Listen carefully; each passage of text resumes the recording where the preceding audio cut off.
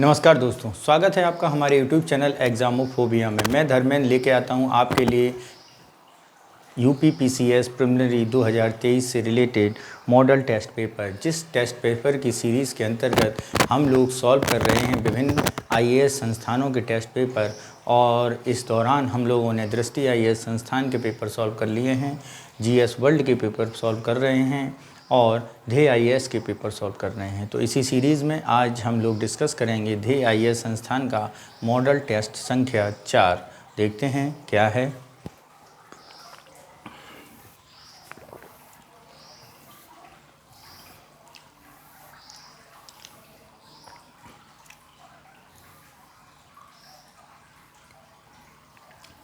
पहला क्वेश्चन है बच्चों,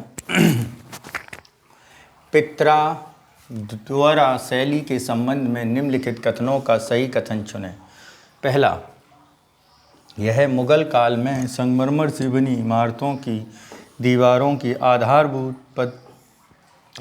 अर्धमूल्यवान पत्थरों से बनी आकृतियों द्वारा सजावट को दर्शाती है। 2, यह शैली जहांगीर के काल में आरंभ होकर शाहजहां के काल में चरमोत्कर्ष पर पहुंची। तो ये पित्रा दुर्या शैली से संबंधित कुछ पॉइंट दिए गए हैं, और यदि हम इनमें देखें तो ये पॉइंट पहला जो बोला गया है, संगमरमर से बनी इमारतों की दीवारों को अर्ध मूल्यवान पत्थरों से बनाया गया है, ये बात बिल्कुल सही है। चाहे हम ताजमहल देखें, चाहे हुमायूं का मकबरा देखें, सब में ऐसी बातों का चित्रण मिलता है।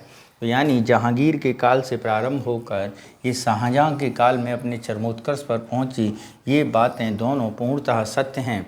ऑप्शन देखते हैं, ए में केवल 1, बी में केवल 2, सी में 1 और 2, डी में न 1 न 2। तो बच्चों कौन सा सही होगा? सी, यानी 1 और 2 दोनों सही हैं। नेक्स्ट चलते हैं क्वेश्चन नंबर 2 पर और देखते हैं 2 क्या कह रहा है। सूची 1 को सूची 2 से सुमेलित करें तथा नीचे दिए गए कूट की सहायता से सही उत्तर चुनिए। तो देखते हैं इसमें क्या है। ए, बुलंद दरवाज़ा स्थापत्य हैं और यहाँ निर्माण करता है। तो देखते हैं बुलंद दरवाज़ा।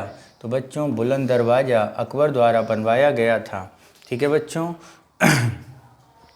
नेक्स्ट आता है मोती मस्जिद आगरा। तो आगरा की मोती मस्जिद बच्चों शाहजहां द्वारा बनवाई गई थी। एतमाद दौला का मकबरा बच्चों नूरजहां द्वारा आगरा में बनवाया गया था। मोती मस्जिद दिल्ली की बच्चों औरंगजेब द्वारा बनवाई गई थी। तो क्या हुआ? ऑप्शन अगर हम मिलाएं 2, 3, 1, 4, 2, 3, 1, 4। ऑप्शन देखते हैं कौन सा किस प्रकार है। पहले ऑप्शन में A 2, 3 और B 2, 3, 1, 4। तो ऑप्शन नंबर बी हमारा 2, 3, 1, 4 है, वही सही उत्तर होगा। नेक्स्ट चलते हैं क्वेश्चन नंबर 3 के पास और देखते हैं 3 क्या कह रहा है। शेरशाह के शासनकाल में रा का संबंध किस एक से था? ए, भिन्न भिन्न प्रकार की फसलों में राज्यों का हिस्सा निर्धारित करने वाली दरों की सूची।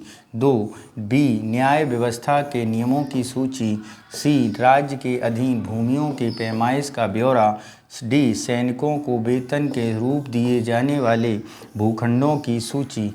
तो यहाँ पे अगर हम बात करें शेरशाह के काल में रा के क्या अर्थ है, तो बच्चों शेरशाह के काल में रा विभिन्न प्रकार की फसलों में राज्य का हिस्सा निर्धारित करने वाली दरों की सूची होती थी।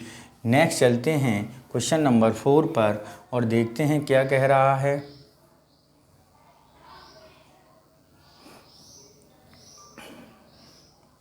क्वेश्चन नंबर 4 क्या है? दीन पनाह नगर की स्थापना किसके द्वारा की गई थी? ए, बाबर, बी, शेरशाह सूरी, सी, इब्राहिम लोदी या डी, हुमायूं। तो दीन पनाह नगर की बच्चों अगर हम बात करें किसके द्वारा स्थापना की गई थी, तो वो बच्चों हैं आपका डी, यानी हुमायूं। किसके द्वारा बच्चों?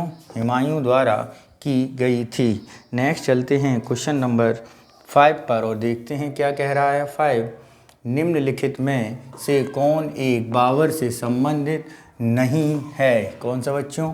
नहीं पूछा गया है। इसमें क्या पूछा गया है? नहीं। तो देखते हैं शाहरुख नाम के चांदी के सिक्के चलाना, तुर्की भाषा में एक काव्य संग्रह दीवान का संकलन करना, मछलीवाड़ा का युद्ध लड़ना या कलंदर की उपाधि धारण करना।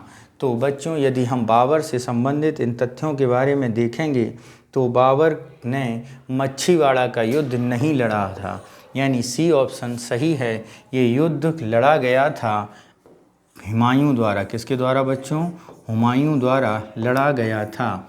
नेक्स्ट चलते हैं अगले क्वेश्चन पर, क्वेश्चन नंबर 6 पर, और देखते हैं 6 क्या कह रहा है।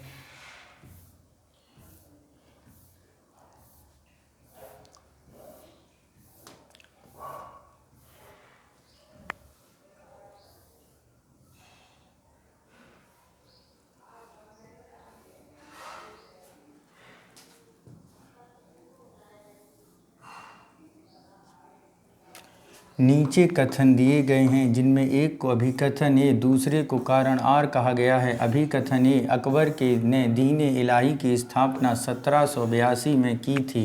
कारण, इसका उद्देश्य नए धर्म के प्रवर्तन था। देखते हैं नीचे दिए गए कूट से सही उत्तर का चयन कीजिए। ए में क्या बोल रहा है? ए तथा आर दोनों सही हैं। आर ए की सही व्याख्या करता है। बी, ए तथा आर दोनों सही हैं। आर ए की सही व्याख्या नहीं करता है। सी, ए सही है परंतु आर गलत है। डी, ए गलत है परंतु आर सही है।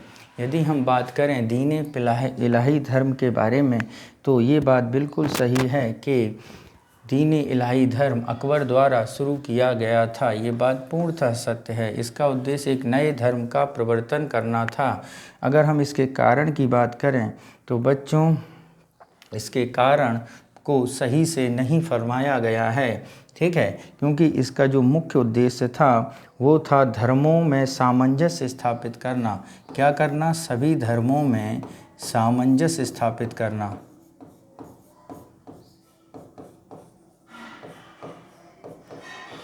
सामंजस्य स्थापित करना, यानी ए सही है और कारण आर गलत है, यानी ए सही परंतु आर गलत। सी ऑप्शन हमारा सही होगा। नेक्स्ट क्वेश्चन चलते हैं क्वेश्चन नंबर 7 पर और देखते हैं 7 क्या कह रहा है।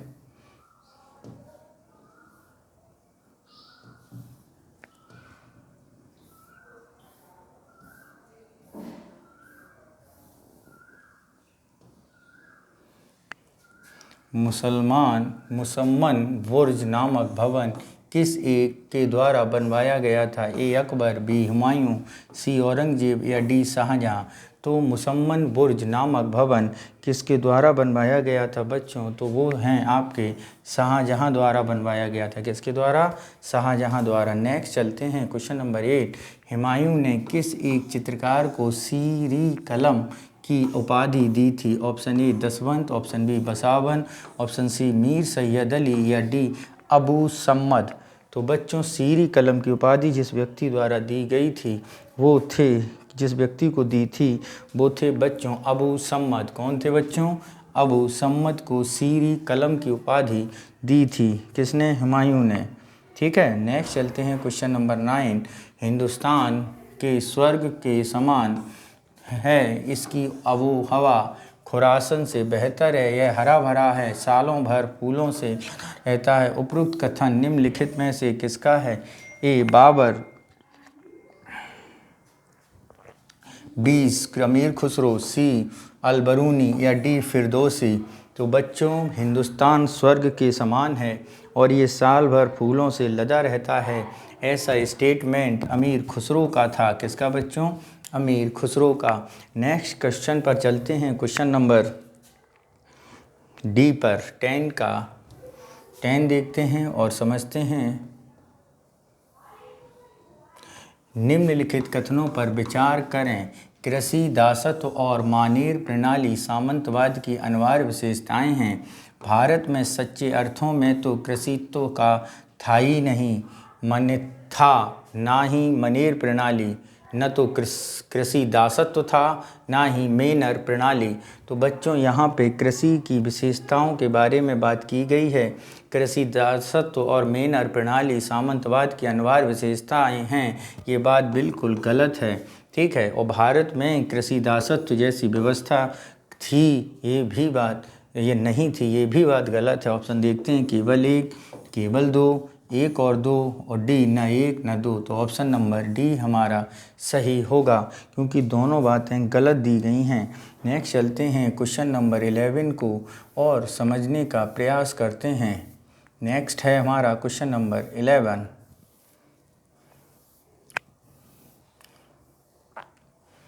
11वीं सदी के एक लेखक के अनुसार यह साम्राज्य ज्ञान विशाला था, जिसको तेज चलने वाला जहाज 2 साल में भी इसको पूरा चक्कर नहीं लगा सकता था। यह कथन निम्न में से किस साम्राज्य के विषय में कहा गया है? ए कंबोज साम्राज्य, बी पल्लव साम्राज्य, सी चोल साम्राज्य या डी शैलेंद्र साम्राज्य। तो ये जो बात 9वीं सदी के बारे में कही गई है बच्चों, ये किसके संबंधित है? तो ये बच्चों संबंधित है शैलेंद्र साम्राज्य की। किसके? शैलेंद्र साम्राज्य।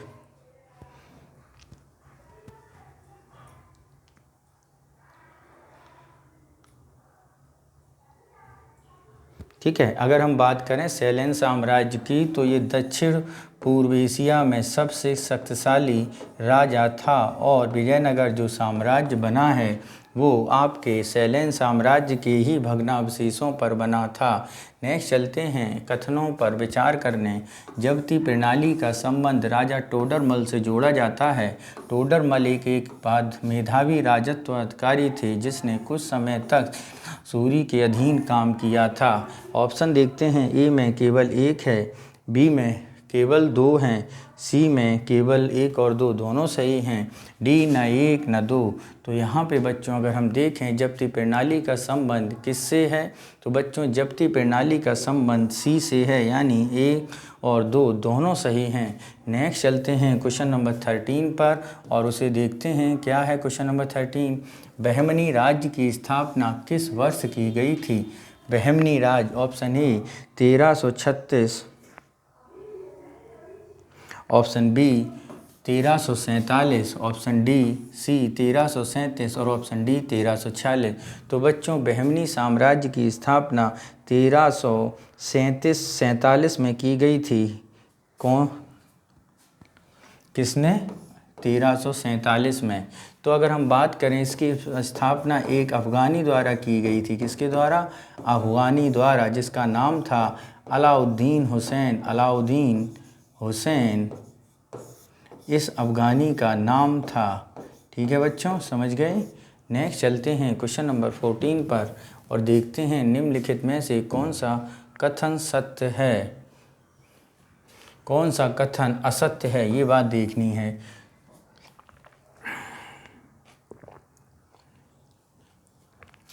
ए आगरा की स्थापना तथा गजे सिकंदरी पैमाना शुरू किया था सिकंदर लोदी ने ही, ये बात पूर्णतः सत्य है।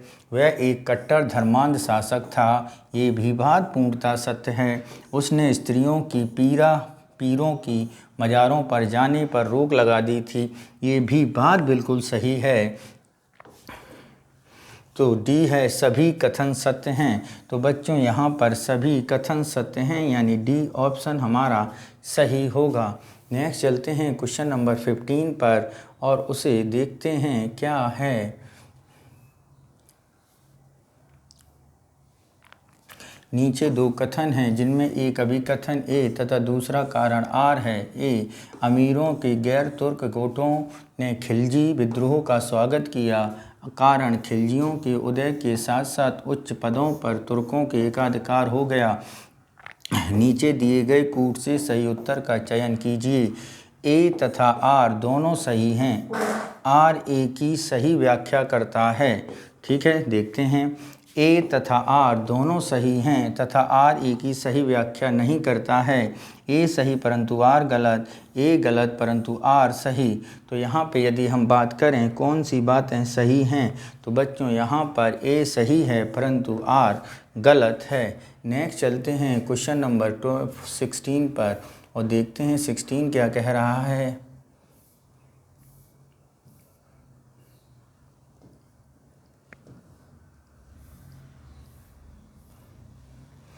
निम्नलिखित में से कौन संत बनने से पहले एक लुटेरा था? Option A Ramanand, option B Namdev, option C Sena, option D Kabir. तो निम्न में से कौन संत बनने से पहले एक लुटेरा था? तो बता दें कि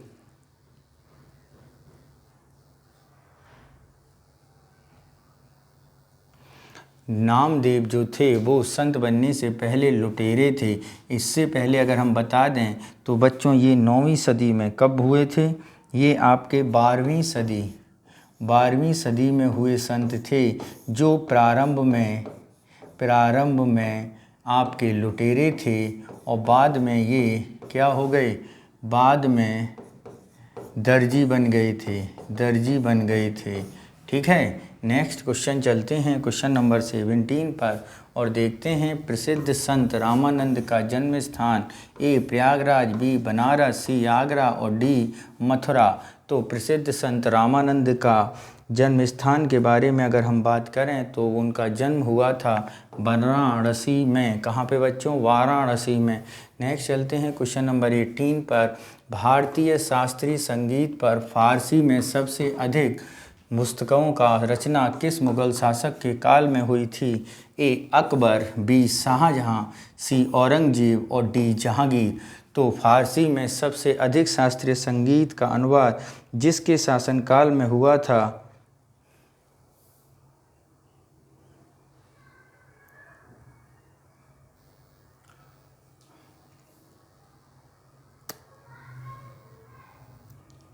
तो प्रसिद्ध संत का जन्म स्थान बच्चों, पहले ये क्वेश्चन सही कर लो, ये आपका आगरा, ये आपका इलाहाबाद था। कहाँ पर बच्चों? बनारस नहीं, इलाहाबाद था। ठीक है, नेक्स्ट चलते हैं क्वेश्चन नंबर अपने अगले पर यानी 18 पर और उसे समझते हैं। सबसे ज़्यादा फ़ारसी में अनुवाद किस शासक के काल में हुआ था संगीत का? तो बच्चों फ़ारसी में संगीत में अनुवाद औरंगजेब के शासनकाल में हुआ था भारतीय संगीत की पुस्तकों का। ठीक है, नेक्स्ट चलते हैं क्वेश्चन नंबर 19 पर और उसे समझते हैं। यहाँ पर असत्य कथन को फाइंड आउट करना है। पहला है चीनी यात्री इत्सिंग 670 ईस्वी में नालंदा आया। बी हर्षवर्धन अपने आरंभिक जीवन में सैयब था। सी हर्षवर्धन प्रियदर्शिका, रत्नावली और हर्षचरित नामक नाटकों की रचना की। डी हुएनसांग 645 ईस्वी में चीन वापस लौटा।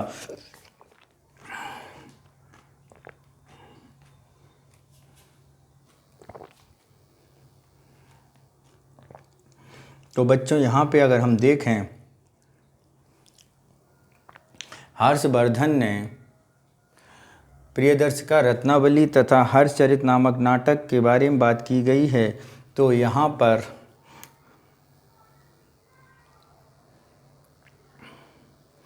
इनके बारे में अगर हम बात करें तो बच्चों हर्षवर्धन ने प्रियदर्शिका, रत्नावली और नागानंद नाटक लिखे थे। जबकि हर्षचरित की अगर हम बात करेंगे तो ये वाला ग्रंथ बाणभट्ट द्वारा लिखा गया था। किसके द्वारा बच्चों? बाणभट्ट द्वारा। यानी हमारा जो स्टेटमेंट सी है वो गलत है, सी उत्तर होगा। नेक्स्ट चलते हैं क्वेश्चन नंबर 20 पर और देखते हैं 20 क्या कह रहा है। 20 कह रहा है लगभग 220 ईस्वी में चीन की महादीवार का निर्माण किस शासक के द्वारा करवाया गया था? ए सी हुआंग तीसी द्वारा, कुबलई खान द्वारा, बू जियांग द्वारा या बेन जांग द्वारा। तो लगभग 220 ईसा पूर्व चीन की महान दीवार का निर्माण सी श्यांग हुआंग सी द्वारा किया गया था। यानी ए ऑप्शन हमारा सही होगा। नेक्स्ट चलते हैं क्वेश्चन नंबर 20 पर और देखते हैं क्या कह रहा है। 21 कह रहा है नीचे दिए गए कथनों में से अभिकथन ए तथा कारण आर हैं।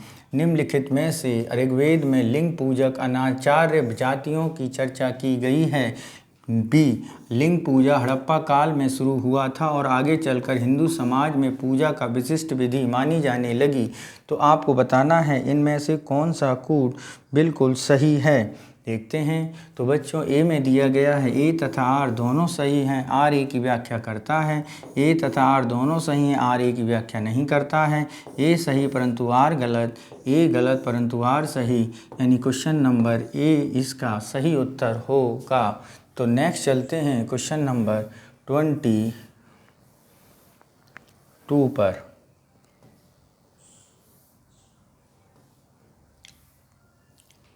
देखते हैं 22 क्या कह रहा है बच्चों और उसे पढ़ते हैं।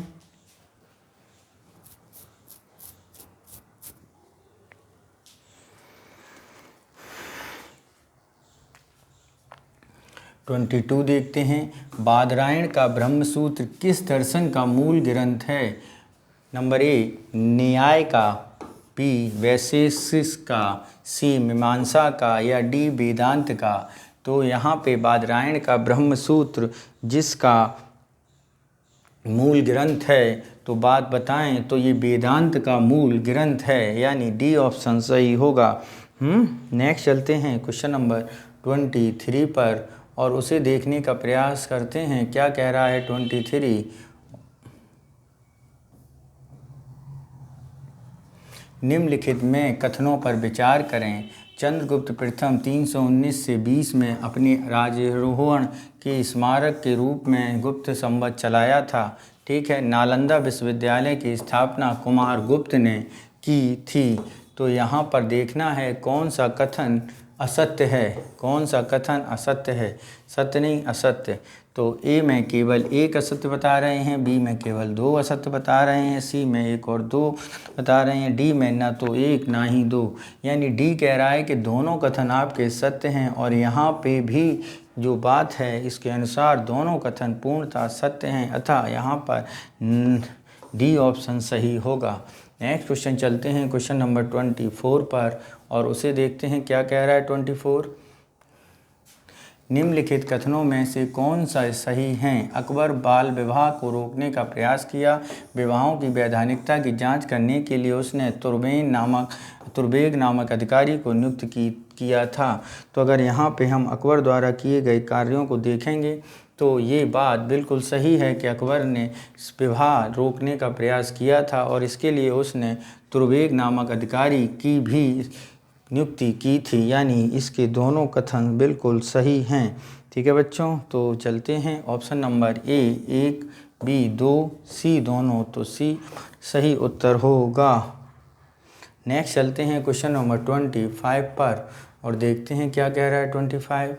मुगल काल में निम्न में से किस एक पदाधिकारी का कार्य सेना की नदी पार करने के लिए पुल और वन नावों की व्यवस्था करना था? किसका कार्य था?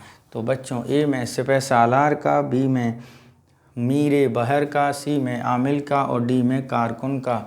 तो मीरे बहल का रास्ते में आने वाले पुल और नदी नावों को पार कराने से है। ठीक है बच्चों, सिपह सालार सूबेदार होता है। ठीक है।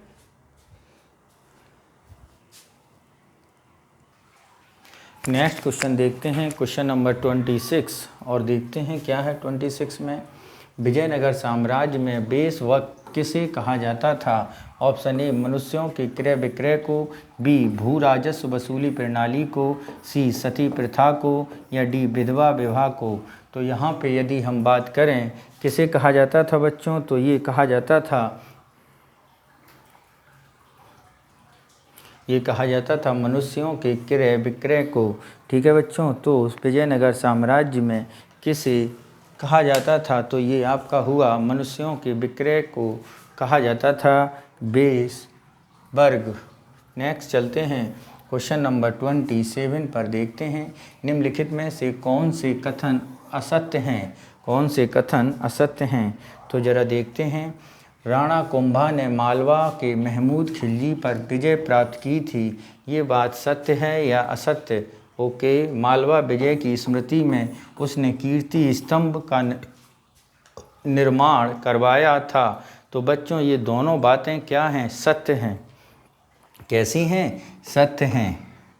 तो यहाँ पर हमें असत्य बताना था, तो असत्य कोई नहीं है। तो ऑप्शन नंबर डी न तो एक सही गलत असत्य है और ना ही बी असत्य है। नेक्स्ट चलते हैं क्वेश्चन नंबर 28 पर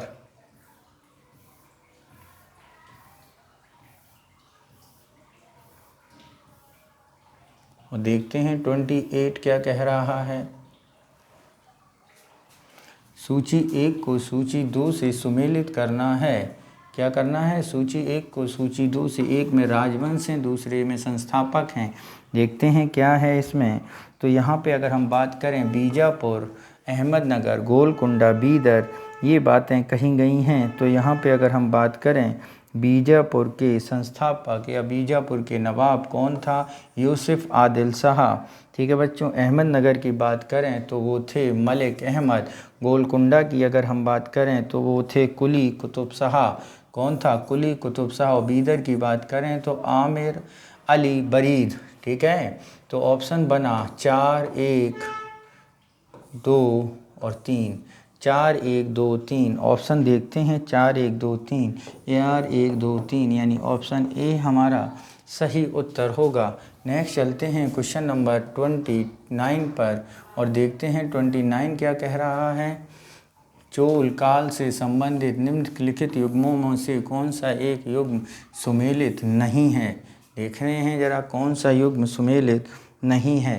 तो गांवों की आम सभा, ये बात बिल्कुल सही है। गायकवाड़ चोल राजराज प्रथम, ओके।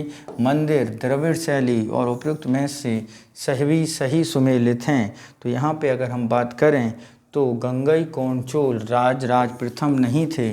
गंगईकोंड चोल आपके थे राजेंद्र प्रथम। कौन था बच्चों, राजेंद्र प्रथम, जिसने, ठीक है।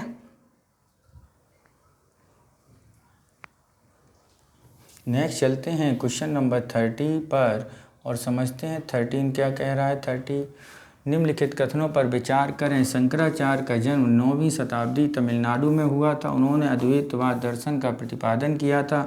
वाद के अनुसार ईश्वर और उसकी सृष्टि दोनों अलग अलग चीज़ें हैं। तो यहाँ पे पूछा गया है कौन सा कथन सत्य कथन चुनने हैं। तो यहाँ पे अगर हम बात करें सत्य कथन की तो बच्चों यहाँ पर आपका शंकराचार्य 9वीं शताब्दी में तमिलनाडु में हुए संत थे। तो बच्चों इनका जन्म कहाँ पे हुआ था, तमिलनाडु में नहीं, इनका जन्म केरल में हुआ था। कहाँ पे बच्चों, केरल में। यानी अगर हम ऑप्शन देखें तो ऑप्शन नंबर सी हमारा सही होगा। नेक्स्ट चलते हैं क्वेश्चन नंबर 31 पर और देखते हैं वो बेहिंद का युद्ध हुआ था। ए महमूद गजनवी और जयपाल, बी मोहम्मद गौरी और पृथ्वीराज के बीच, सी महमूद गजनवी और आनंदपाल के बीच, डी बाबर और राणा सांगा के बीच। तो बेहिंद का युद्ध जो हुआ था बच्चों वो हुआ था किस किस के बीच, इसके बारे में अगर हम बात करें तो वो हुआ था महमूद गजनवी और आनंदपाल के बीच। नेक्स्ट चलते हैं क्वेश्चन नंबर 32 पर और उसे समझते हैं। क्या है क्वेश्चन नंबर 32 बच्चों,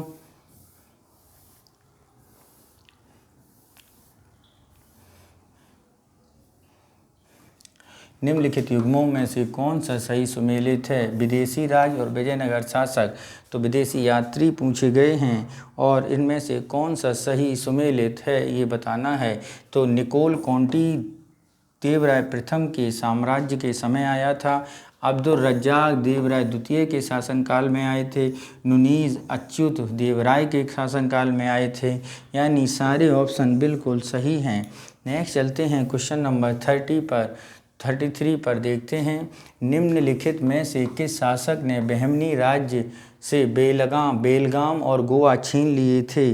किसने बेलगाम और गोवा छीन लिए थे। तो बच्चों बहमनी राज्य से बेलगाम और गोवा हरिहर द्वितीय द्वारा छीन लिए गए थे। किसके द्वारा, हरिहर द्वितीय द्वारा। नेक्स्ट चलते हैं क्वेश्चन नंबर 34। विजयनगर तथा बहमनी साम्राज्य के हितों को टकराव 3 अलग अलग क्षेत्रों में था। निम्नलिखित में से एक क्षेत्र तीनों सम्मिलित नहीं था। ए तुंगभद्रा दोआब, बी कृष्णा गोदावरी दोआब, सी मराठावाड़ा या डी गोदावरी महानदी दोआब। तो बच्चों यहाँ पे कौन सम्मिलित नहीं था। तो यहाँ पे विजयनगर साम्राज्य में टकराव के समय कौन सम्मिलित नहीं था, गोदावरी महानदी का दोआब क्षेत्र सम्मिलित नहीं था।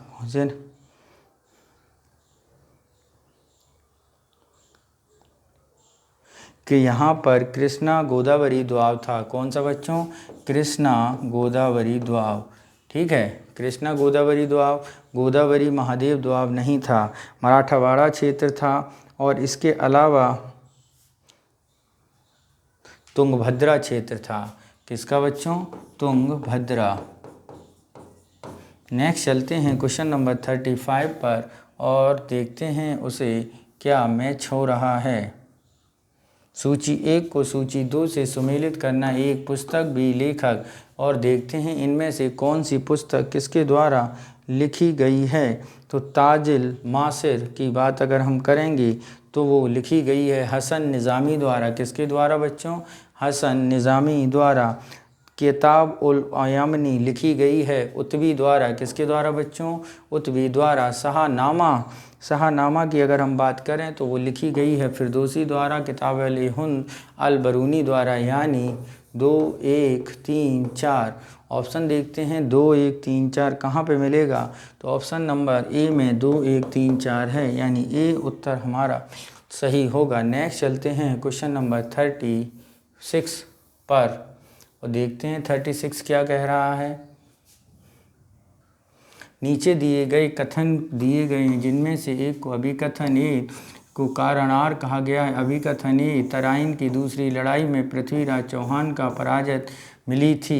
कारण, इस लड़ाई में कन्नौज के शासक ने पृथ्वीराज का साथ दिया था। ये बात बिल्कुल गलत है। तराइन की दूसरी लड़ाई में को सहायता मिली थी, पृथ्वीराज चौहान की पराजय मिली थी, ये भी बात बिल्कुल सही है। तो यदि हम बात करें इनमें से कौन सा सही कौन सा गलत, तो बच्चों ये सही परंतु आर गलत, यानी सी बिल्कुल सही होगा। कौन सा बच्चों? C option.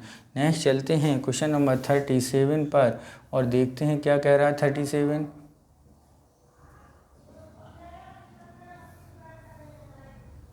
निम्नलिखित में सूची 1 को सूची 2 से सुमेलित कीजिए तथा नीचे गए कूट की सही उत्तर चुनिए। 1 शासक है, 2 क्षेत्र हैं। गहड़वाल, रंगाल, परमार, मालवा, चौहान, कन्नौज, सेन, अजमेर। तो चौहान अजमेर हो गए बच्चों, गहड़वाल कन्नौज हो गए बच्चों, परमार सेन बंगाल हो गए और परमार मालवा हो गए। अगर हम इन्हें मिलाएंगे तो 3, 2, 4 और 1, 3, 2, 4, 1। यहाँ पे अगर हम ऑप्शन देखें 3, 2, 4, 1 तो कहाँ पर है? 3, 2, 1, 3, 2, 4, 1, यानी ऑप्शन नंबर बी हमारा सही उत्तर होगा। नेक्स्ट चलते हैं क्वेश्चन नंबर 38 पर और देखते हैं 38 क्या कह रहा है। निम्नलिखित में से किस लड़ाई द्वारा विजयनगर साम्राज्य का अंत हो गया? ए मछलीवाड़ा का युद्ध, बी घटोली का युद्ध, हाटा का युद्ध, या इनमें से कोई नहीं। तो मछलीवाड़ा की लड़ाई के बाद क्या हो गया? ये विजयनगर साम्राज्य बनहट्टी या तालीकोटा का या राक्षस तंगड़ी वाले युद्ध से समाप्त हो गया।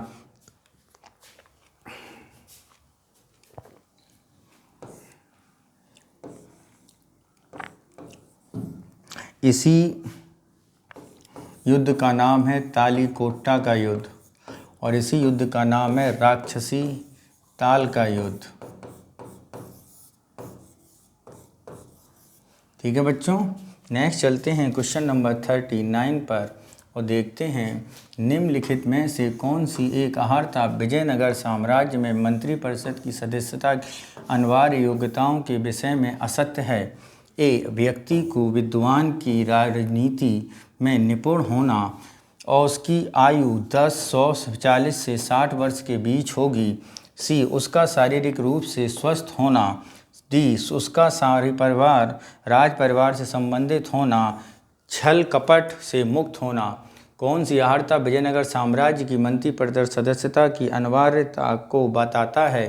तो बच्चों इसकी अनिवार्यता है 40 से 60 के बीच में होना, यानी बी ऑप्शन हमारा सही होगा। ठीक है, नेक्स्ट चलते हैं क्वेश्चन नंबर 40 पर और देखते हैं क्या कह रहा है 40।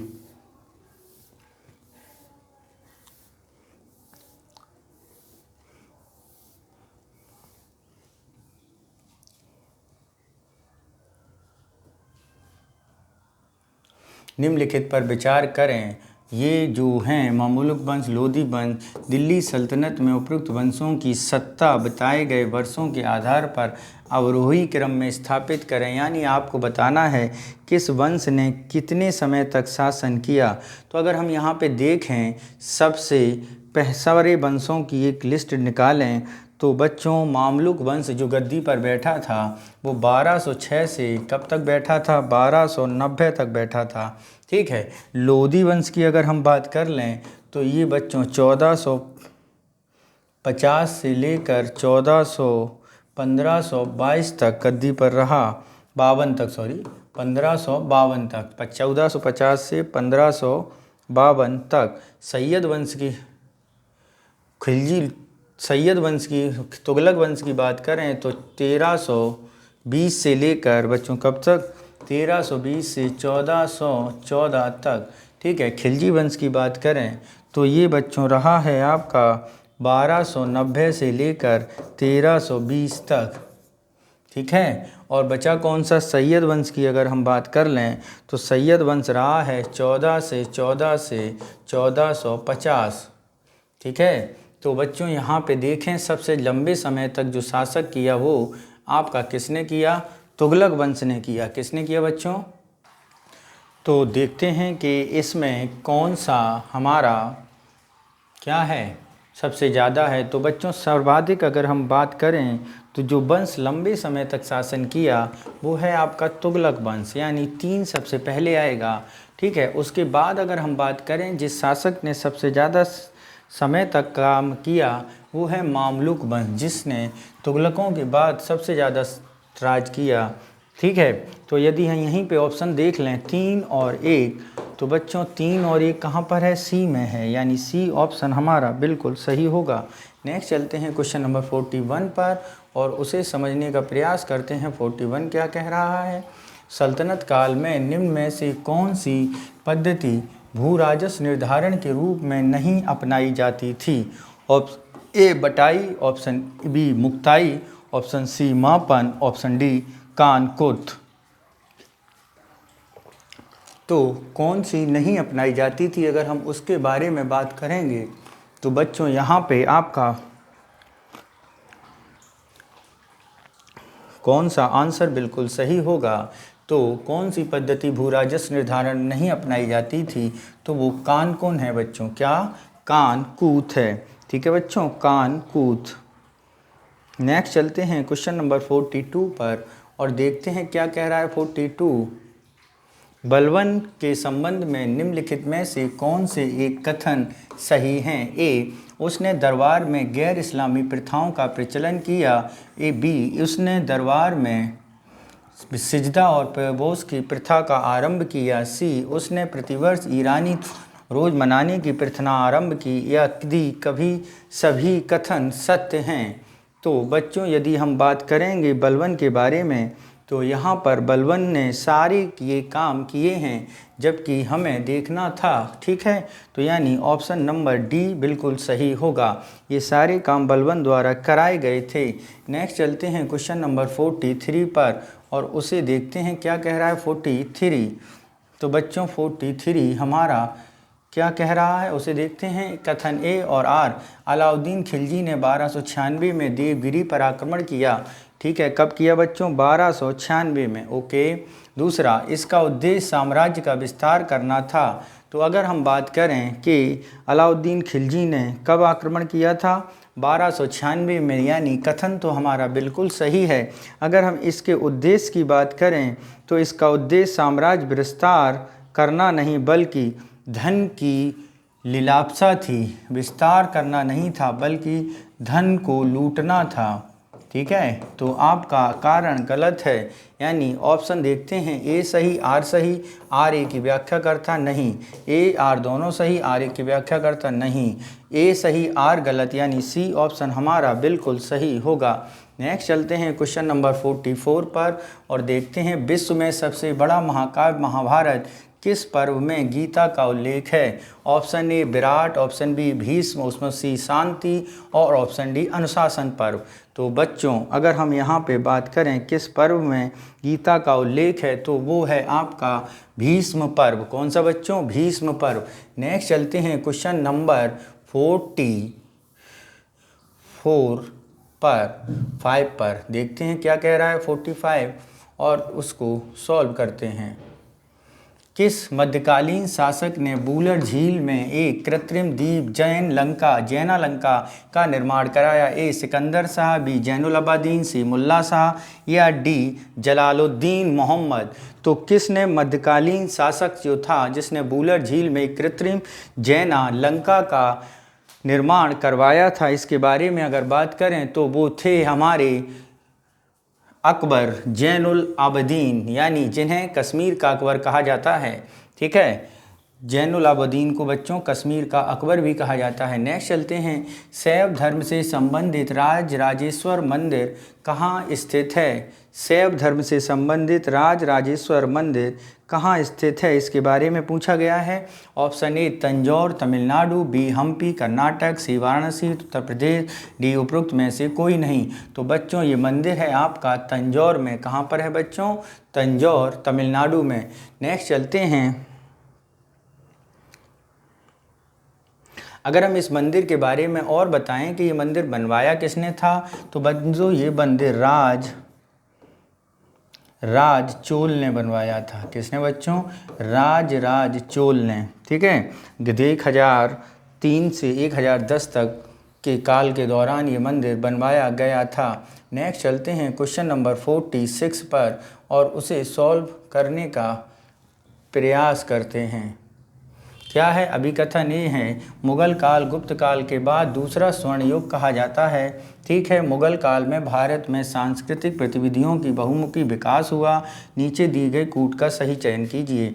ए तथा आर दोनों सही हैं, आर ए की सही व्याख्या है। ए तथा आर दोनों सही हैं, आर ए की सही व्याख्या नहीं है। ए सही परंतु आर गलत, ए गलत परंतु आर सही। तो यहाँ पे यदि हम बात करें निम्नलिखित में से कौन सा कथन बिल्कुल सही होगा, उससे संबंधित अगर हम बात करते हैं तो यहाँ पे बच्चों जो कथन हैं आपके वो पहला तो बिल्कुल सत्य है और दूसरे के बारे में बात करें सांस्कृतिक गतिविधियों बहुमुखी विकास हुआ, ये भी बात बिल्कुल सही है क्योंकि मुगल काल में हम साहित्यिक क्षेत्र में अनुवाद देखते हैं कई किताबों का और स्मारक भी देखते हैं, इमारतें भी देखते हैं। ठीक है बच्चों, नेक्स्ट चलते हैं क्वेश्चन नंबर 48 पर और देखते हैं 48 क्या कह रहा है। जसवंत और दसावन नामक चित्रकार किस मुगल सम्राट के दरबार में थे? किस मुगल सम्राट के दरबार में थे? Option A Shahjahan, option B Akbar, option C Aurangzeb या ऑप्शन डी बाबर। तो जसवंत और दसावन नामक चित्रकार किस मुगल सम्राट के दरबार में थे? तो ये होगा बच्चों आपका कुछ ऑप्शन नंबर बी बिल्कुल सही। कौन में थे बच्चों? अकबर के दरबार में थे। नेक्स्ट चलते हैं क्वेश्चन नंबर 49। अष्टप्रधान नामक मंत्रिपरिषद निम्नलिखित में से किस शासक द्वारा नियुक्त की गई थी? ए शिवाजी द्वारा, बी अकबर द्वारा, सी कृष्णदेव द्वारा या डी जहांगीर द्वारा। तो बच्चों अष्टप्रधान के बारे में यदि हम बात करें तो शिवाजी ने अष्टप्रधान नियुक्त किए थे। अकबर ने नवरत्न, अगर यहीं पे हम बात कर लें, अकबर ने अपने दरबार में नवरत्न स्थापित किया था। कृष्णदेव राव के बारे में बात करें तो इनके दरबार में अष्ट दिग्गज थे। कौन थे बच्चों? अष्ट दिग्गज थे। ठीक है, नेक्स्ट चलते हैं क्वेश्चन नंबर 50 पर और देखते हैं क्या है 50।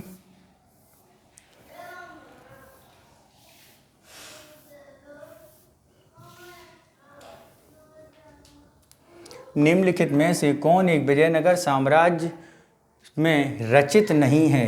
देखते हैं क्या रचित नहीं है ऑप्शन में हम लोग। तो यहाँ पे कौन सा ऑप्शन में रचित नहीं है इसे समझते हैं। तो ए जावंती कल्याणम, मनुचरितम, अमुमुक्तमाल्यद या प्रबोध चंद्रोदय। तो बच्चों प्रबोध चंद्रोदय विजयनगर साम्राज्य के द्वारा या विजयनगर साम्राज्य के दरबार रचित नहीं है। ठीक है बच्चों, अगर हम इसके रचनाकार के बारे में बात करें तो इसके रचनाकार हैं कृष्ण मिश्र। कौन है बच्चों? कृष्ण मिश्र इसके रचनाकार हैं। कौन है बच्चों?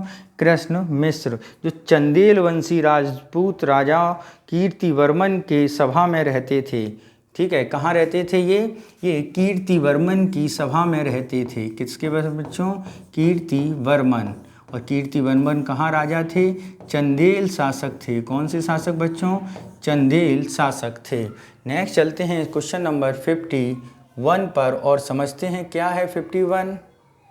51 है कुछ रचनाएं और उनके रचनाकार। अष्टाध्यायी के बारे में बात करें तो ये पढ़नी है। महावास्य के बारे में बात करें तो ये पतंजलि है। प्रबंध चिंतामणि के बारे में बात करें बच्चों तो प्रबंध चिंतामणि, अगर हम यहाँ पे देखें तो प्रबंध चिंतामणि बच्चों होगी कौन की किताब? तो प्रबंध चिंतामणि बच्चों किताब है मेरु तुंग की। किसकी बच्चों? मेरु तुंग की। और परिशिष्ट पर्व है आपकी हेमचंद्र की। तो यहाँ पे 3 4 2 1 3 4 2 1 यानी ऑप्शन नंबर 1 बिल्कुल सही होगा। कुछ ऑप्शन नंबर ए। नेक्स्ट चलते हैं क्वेश्चन नंबर 52 पर और देखते हैं 52 क्या कह रहा है। गुलाम वंश के शासक को उनके कालक्रम के अनुसार व्यवस्थित कीजिए। देखते हैं गुलाम वंश के शासक को उनके कालक्रम के अनुसार। तो बच्चों अगर हम बात करते हैं गुलाम वंश में किसकी? नसीरुद्दीन महमूद शाह की। तो ये बच्चों बैठे थे गद्दी पर 1246 से 1265 तक। ठीक है बच्चों। शमसुद्दीन केवुर्स बैठे थे बच्चों 1290 में और 3 महीने के बाद ही इसमें मार दिया गया था। फैजुद्दीन कैकुबाद बैठे थे बच्चों 1287 से 1290 तक। ठीक है बच्चों। रजिया सुल्तान बैठी थी 1236 से 1240 तक। तो सबसे पहले जो बैठा वो हैं आपकी रजिया सुल्तान, फिर हैं 4, फिर हैं 3, फिर हैं 4 1 3 और 2। 4 1 3 2 ऑप्शन देखते हैं। 4 1 3 2 कहाँ पे मिलेगा? तो बच्चों 4 1 3 2 आपका एक ऑप्शन में है, यानी ए ऑप्शन सही होगा। नेक्स्ट चलते हैं क्वेश्चन नंबर 53। मध्यकाल में कृष्ण भक्ति को लोकप्रिय बनाने के उद्देश्य से निम्नलिखित में से 8 कवियों के समूह अष्टछाप की स्थापना की। Option A Vallabhacharya, option B Chaitanya Mahaprabhu, C Vitthalnath या डी शंकर देव। तो मध्यकाल में कृष्ण भक्ति को लोकप्रिय बनाने के लिए विट्ठलनाथ ने अष्टछाप की स्थापना की थी। किसकी बच्चों? अष्टछाप की स्थापना। नेक्स्ट चलते हैं क्वेश्चन नंबर हमारे अगले, जिसका नाम है 50, जिसका नाम क्या है बच्चों?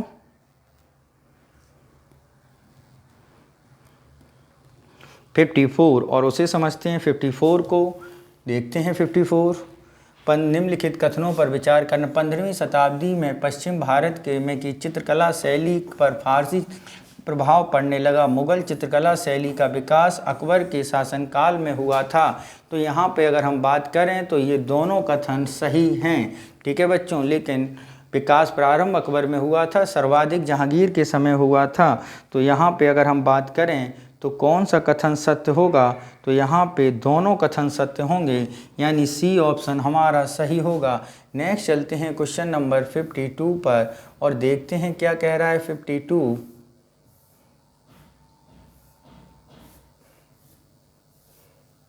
55 देखते हैं क्या है 55।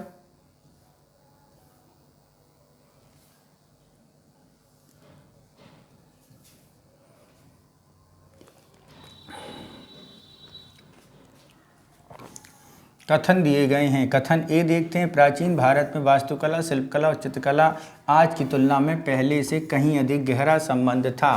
कारण वर्तमान समय की तुलना में प्राचीन भारत में कलाओं का विभाजन नहीं था। वास्तुकार, शिल्पकार, चित्रकार अक्सर एक ही व्यक्ति होता था। यदि हम इनके बारे में पढ़ेंगे तो स्टेटमेंट जो ए है वो सही है और उसकी व्याख्या आर बिल्कुल सही है, यानी कथन ए ऑप्शन सही होगा। नेक्स्ट चलते हैं क्वेश्चन नंबर 55 पर और देखते हैं क्या कह रहा है।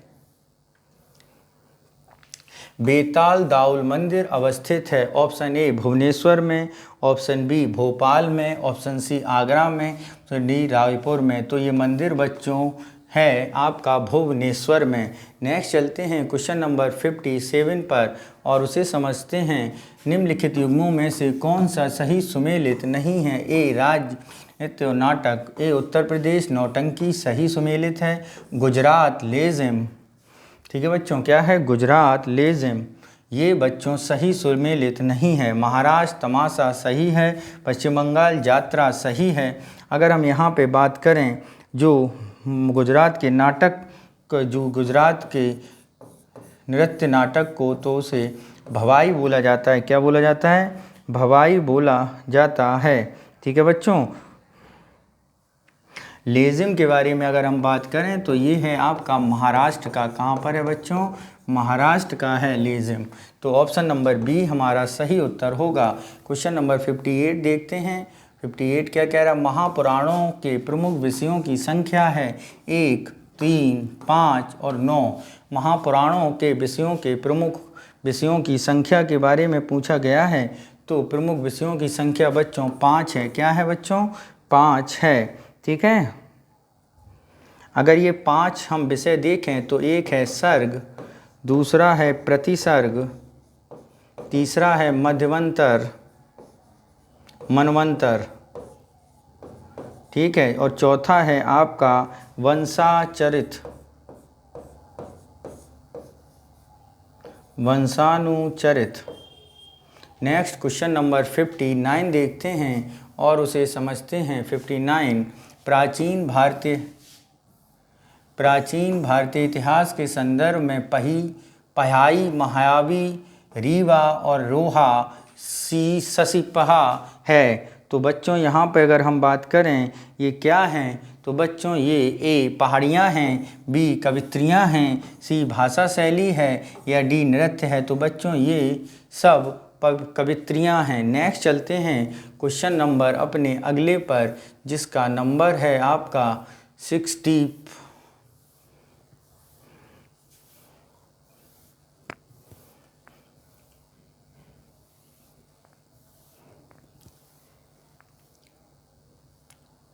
सल्तनत काल में निम्न में से कौन अधिकारी सुल्तान के अंगरक्षकों का प्रधान होता था? ए अमीर बहर, मुशर्रफ ए मुमालिक, सी अमीर दाद या डी सर ए जंदार।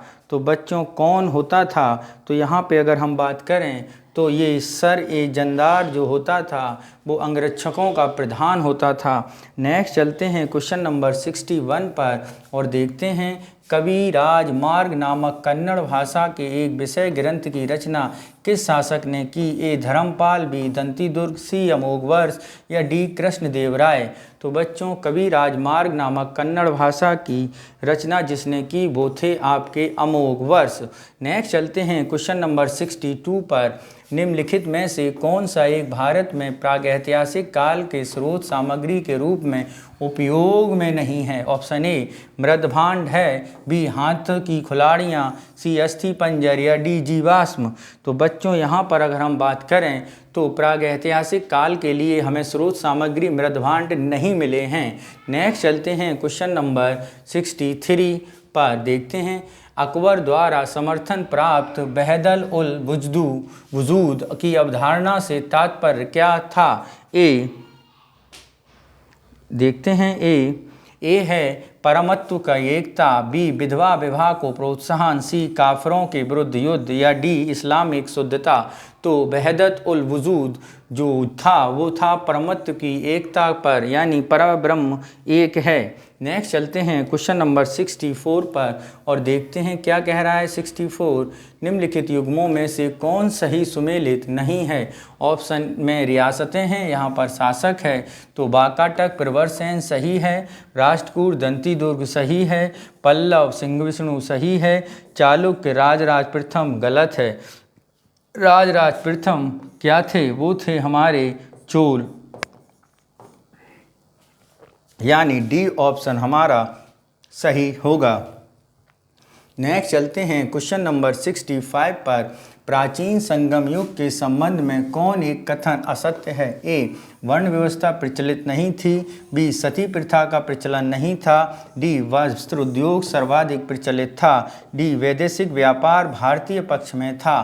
तो यहाँ पे यदि हम बात करें तो बच्चों यहाँ पर जो सत्य होगा उसके बारे में देखें तो 65 यानी सती प्रथा का प्रचलन नहीं था। ये बात असत्य है क्योंकि प्राचीन संगम युग में हमें सती प्रथा के प्रचलन के साक्ष्य मिलते हैं। नेक्स्ट चलते हैं क्वेश्चन नंबर 66 पर।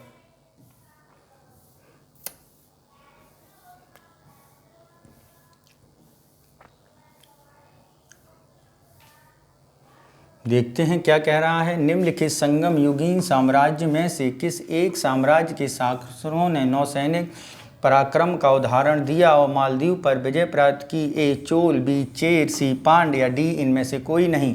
तो बच्चों मालदीव को जीतने वाला जो शासक था वो था बच्चों राजेंद्र चोल यानी चोल शासक।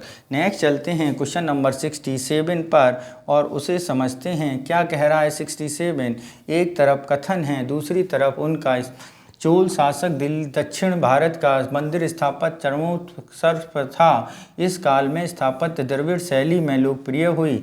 नीचे दिए गए कूट का सही उत्तर चुनना है। ऑप्शन ए आर दोनों सही, आर ए की व्याख्या, ए आर दोनों सही, आर व्याख्या नहीं, ए सही आर गलत, ए गलत परंतु आर सही। तो यहाँ पे यदि हम बात करें तो बच्चों यहाँ पर जो होगा वो होगा आपका कौन सा, ए सही, आर सही और आर ए की व्याख्या करता है। तब चलते हैं क्वेश्चन नंबर 68 पर और देखते हैं 68 क्या कह रहा है। बच्चों 68 कह रहा है कुछ जैन तीर्थंकर हैं और उनके प्रतीकों के लक्षण के बारे में बात की जा रही है और देखते हैं कौन से सुमेलित नहीं हैं। जैन आदिनाथ वृषभ ये सही सुमेलित है, मल्लीनाथ जलकला सही सुमेलित है, पार्श्वनाथ सर्प सही सुमेलित है, संभवनाथ ये हाथी नहीं है। अगर हम बात करें संभवनाथ के बारे में तो संभवनाथ अश्व था। क्या था उनका चिन्ह? अश्व था। ठीक है, तो यानी ऑप्शन डी हमारा सही होगा। नेक्स्ट चलते हैं क्वेश्चन नंबर 69 पर। निम्नलिखित पर विचार करें। सभा, समिति, विदत और गण, ठीक है, इनमें से कौन सा ऋग्वेद में वर्णित कबीलियाई परिषद है? तो बच्चों अगर हम बात करें तो इनमें से सभा भी, समिति भी और विदत भी सदस्य थे।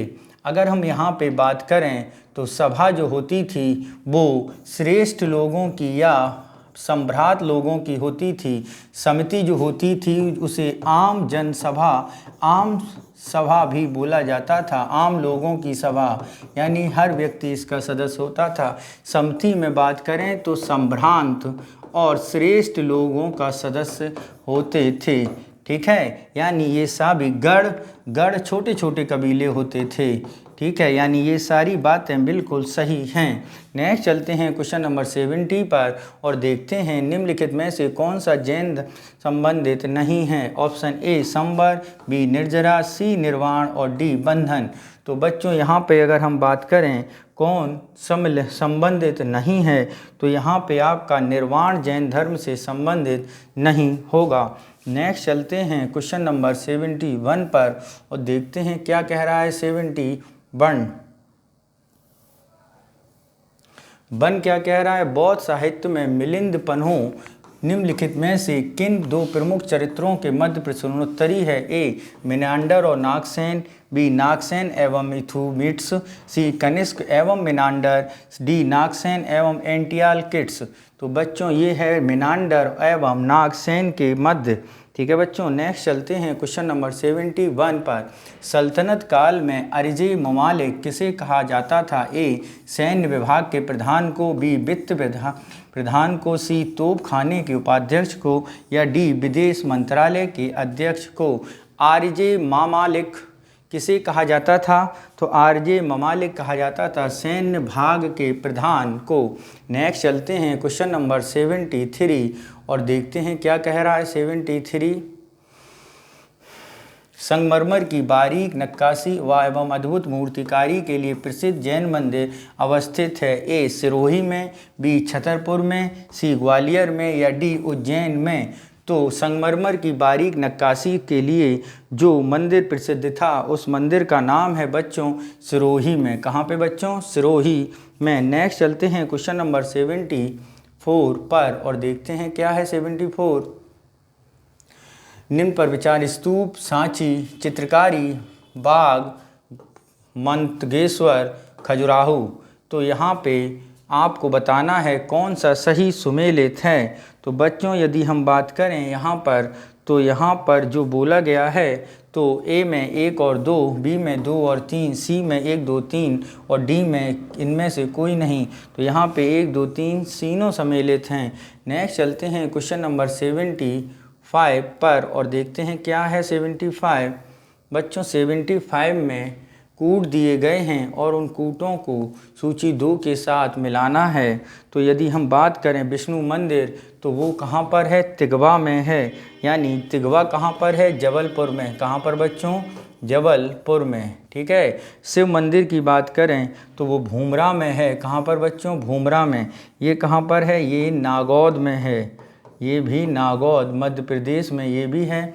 ठीक है। पार्वती मंदिर के बारे में बात करें तो नचना कुठार में है। और नचना कुठार कहाँ पे है? ये आपका मध्य प्रदेश में है। ठीक है। लक्ष्मण मंदिर की बात करें तो ये सिरपुर यानी रायपुर में है, यानी छत्तीसगढ़ में है। ठीक है। तो ऑप्शन मिलाते हैं तो 2 4 1 और 3, 2 4 1 3। ऑप्शन देखते हैं 3 2 1 4, बी 2 4 1 3, यानी बी ऑप्शन सही होगा। नेक्स्ट चलते हैं क्वेश्चन नंबर 76 पर और देखते हैं क्या है 76 में।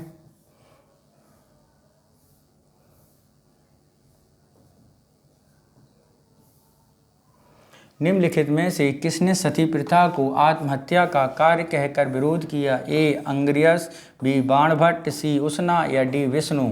तो आत्महत्या का कार्य कहकर जिस व्यक्ति ने इसकी बुराई की है उस व्यक्ति का नाम है बाणभट्ट। कौन बच्चों? बाणभट्ट।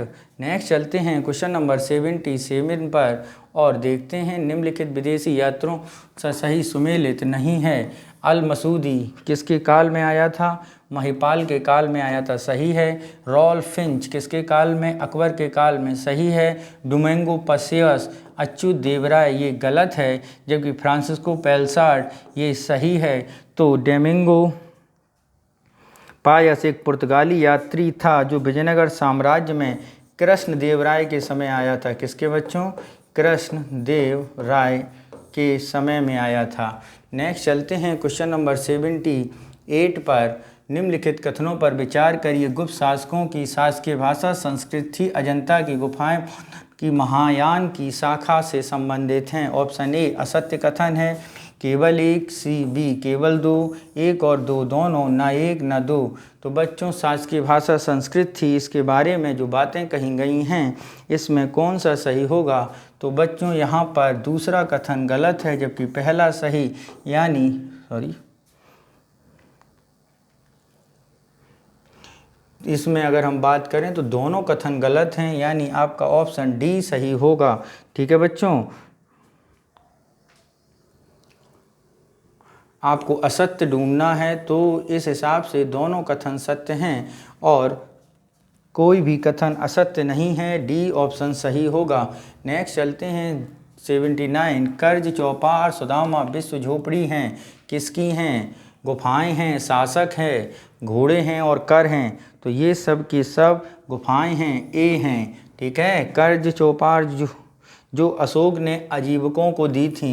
नेक्स्ट चलते हैं क्वेश्चन नंबर 80 पर और देखते हैं 80 क्या कह रहा है। एक में तीर्थंकर हैं, दूसरे में इनके चिन्ह हैं और पूछा गया है कौन सा चिन्ह किससे संबंधित है। तो बच्चों ऋषभ देव जो है वो साण से हैं। ठीक है। अरिष्टनेमी की बात करें तो वो शंख हैं। पार्श्वनाथ की बात करें तो वो आपके सर्प हैं। ठीक है। और महावीर आपके सिंह हैं, यानी 4 3 2 1। ऑप्शन देखते हैं 4 3 2 1, ए ऑप्शन बिल्कुल सही होगा। नेक्स्ट चलते हैं क्वेश्चन नंबर 81 पर और देखते हैं 81 क्या कह रहा है।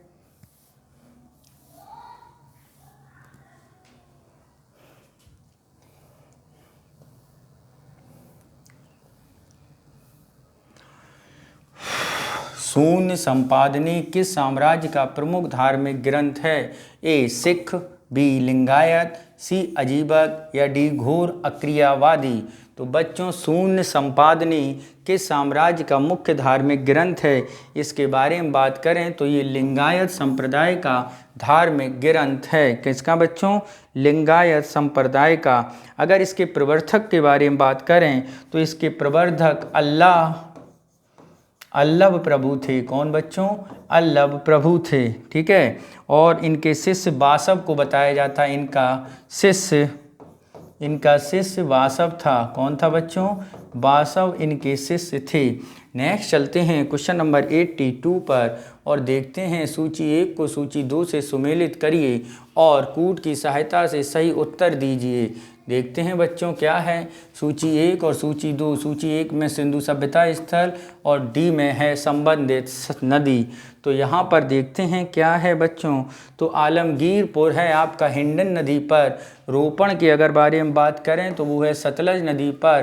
कालीबंगा के बारे में बात करें तो है घग्गर नदी पर। लोथल के बारे में बात करें तो भोगवा नदी पर। तो 3, 1, 4 और 2, 3, 1, 4, 2 ऑप्शन 3, 2, 1, 4, 3, 1, 4, 2 यानी बी ऑप्शन हमारा बिल्कुल सही होगा। नेक्स्ट चलते हैं क्वेश्चन नंबर 83 पर और देखते हैं 83 को। निम्नलिखित में से कौन सा मंदिर चोलों से संबंधित नहीं है?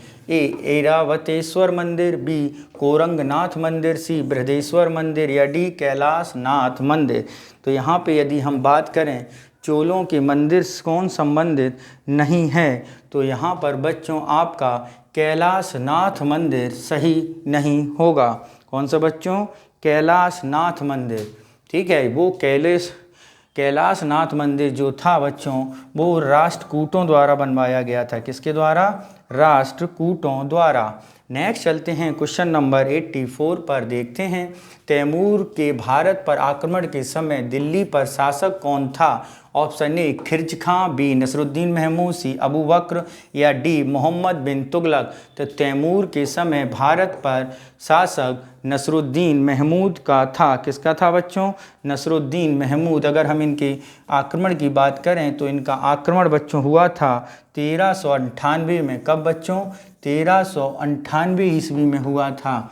ठीक है। नेक्स्ट चलते हैं क्वेश्चन नंबर 85 पर। देखते हैं ऋग्वेद कालीन प्रमुख देवताओं में से किस एक को देवता एवं मनुष्य के बीच मध्यस्थ का माना जाता है? ए इंद्र, बी अग्नि, सी विष्णु और डी रुद्र।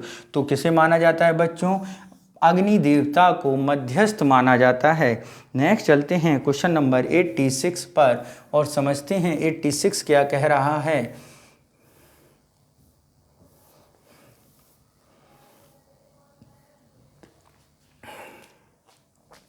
निम्नलिखित पर विचार करें।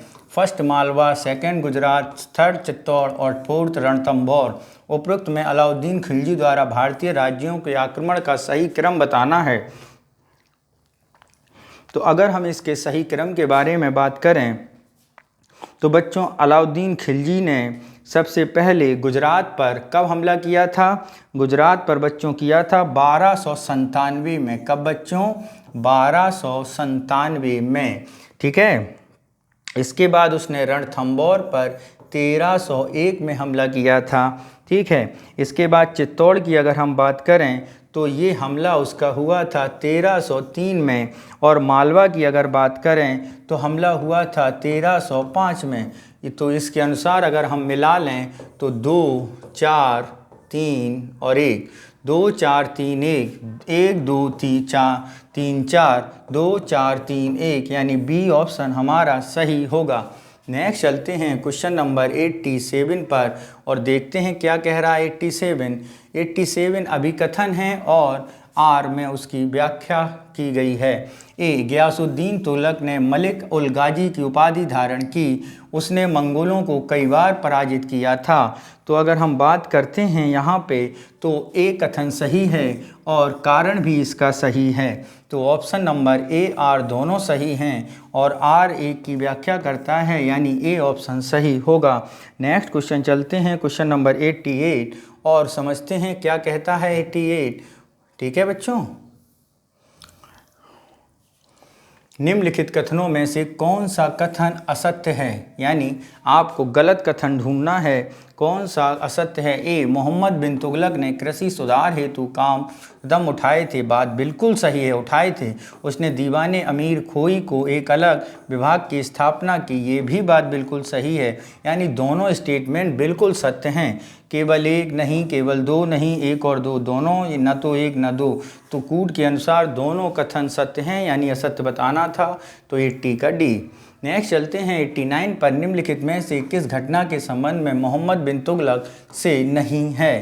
पहला, दोआब की कर वृद्धि की थी, सांकेतिक मुद्रा की थी, दीवानी खैरात, खुरासन और कराची अभियान। तो दीवानी खैरात जो था उस डिपार्टमेंट की स्थापना मोहम्मद बिन तुगलक ने नहीं, मोहम्मद बिन का फिरोज शाह तुगलक ने की थी, यानी ऑप्शन सी हमारा गलत उत्तर होगा। नेक्स्ट चलते हैं क्वेश्चन नंबर 90 पर।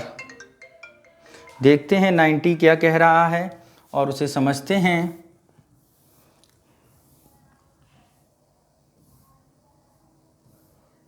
अजीबक थे एक सैन्य संगठन, व्यापारी, धार्मिक संप्रदाय या इनमें से कोई नहीं। तो बच्चों अजीबक हमारे क्या थे, अजीबक एक धार्मिक संप्रदाय था। कौन थे, धार्मिक संप्रदाय से संबंधित थे। ठीक है, और यदि इनके दर्शन की बारे में बात करें तो यह एक नास्तिकवादी, कैसा, नास्तिकवादी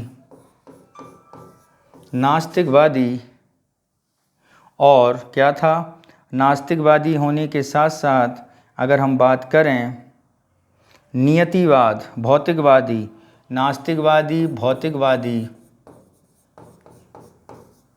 और बुद्धवानों ने इसे नियतिवादी बोला है, नियतिवादी बोला है। ठीक है बच्चों, नेक्स्ट चलते हैं क्वेश्चन नंबर 91 पर और देखते हैं क्या है। एरण अभिलेख का संबंध निम्नलिखित में से किस गुप्तकालीन शासक के पास था। ए, चंद्रगुप्त मौर्य, गुप्त, सी, अशोक या डी, बिंबिसार। तो एरण अभिलेख का संबंध निम्नलिखित में से किस शासनकाल में था, किसके में। तो बच्चों ये था आपका स्कंद, कौन सा था बच्चों में से किस गुप्तकालीन शासक के साथ था। तो एरण अभिलेख का संबंध बच्चों था हमारे समुद्रगुप्त के संबंधित, किससे बच्चों, समुद्रगुप्त से संबंधित था। नेक्स्ट चलते हैं क्वेश्चन नंबर 92 और उसे देखते हैं।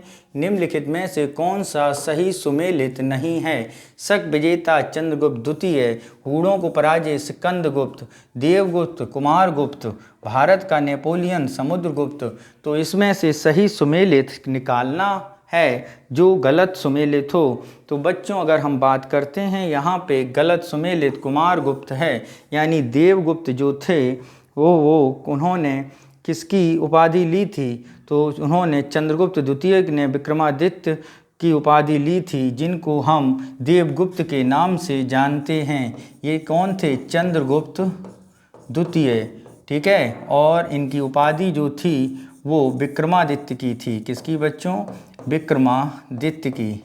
ठीक है, नेक्स्ट चलते हैं क्वेश्चन नंबर 93 पर और देखते हैं पुनर्जन्म को स्पष्ट उल्लेख पहली बार किस उपनिषद में मिलता है। ए, मुंडकोपनिषद, बी, ईशोपनिषद, सी, बृहदारण्यक उपनिषद या डी, छंदोग्य उपनिषद।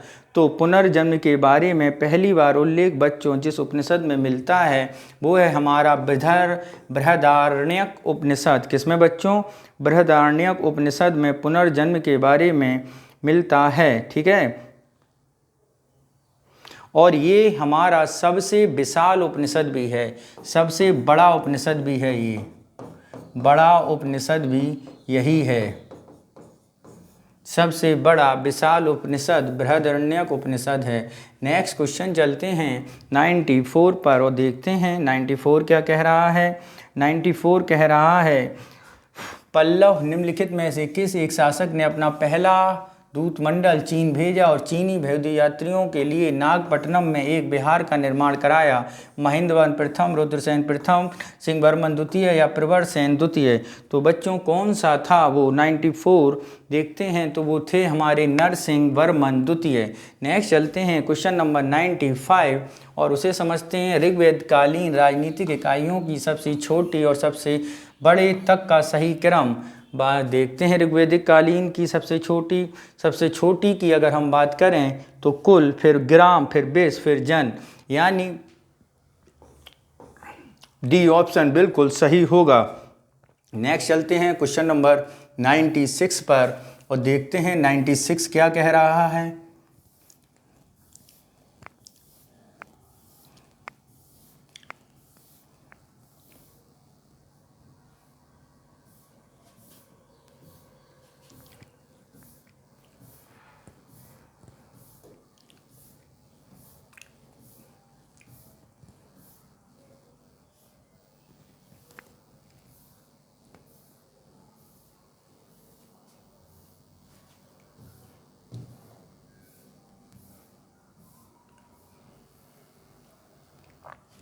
हड़प्पा कालीन स्थलों में पक्की मिट्टी का हल का प्रतिरूप कहाँ से प्राप्त हुआ है? ए बालीबंगा, बी राखीगढ़ी, सी रंगपुर या डी बनावली।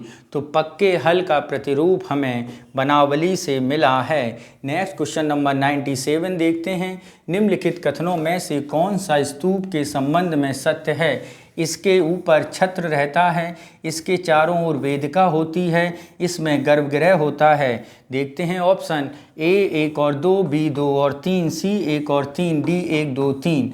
तो यहाँ पे अगर हम बात करें कौन सा बिल्कुल सत्य है, तो अगर हम यहाँ पे देखें कौन सा बिल्कुल सत्य है, तो यहाँ पे बच्चों आपके 1 और 2 बिल्कुल सत्य हैं, जबकि डी सत्य नहीं है। ठीक है बच्चों, नेक्स्ट चलते हैं क्वेश्चन नंबर 98 पर और उसे समझते हैं।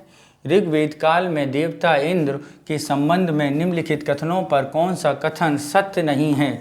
ऑप्शन ए यह ऋतु के नियामक माना जाता था, सही है। इन्हें भोज और सोमरस पान प्रिय था, स्वादिष्ट सर्वाधिक सूत्र इन्हीं ही समर्पित हैं, सभी कथन सत्य हैं। यदि यहाँ पर हम बात करें कि कौन से कथन नियामक माना जाता था, तो बच्चों ऋग्वेद में जो देवता वरुण थे उन्हें क्या माना जाता था? ऋतु परिवर्तन।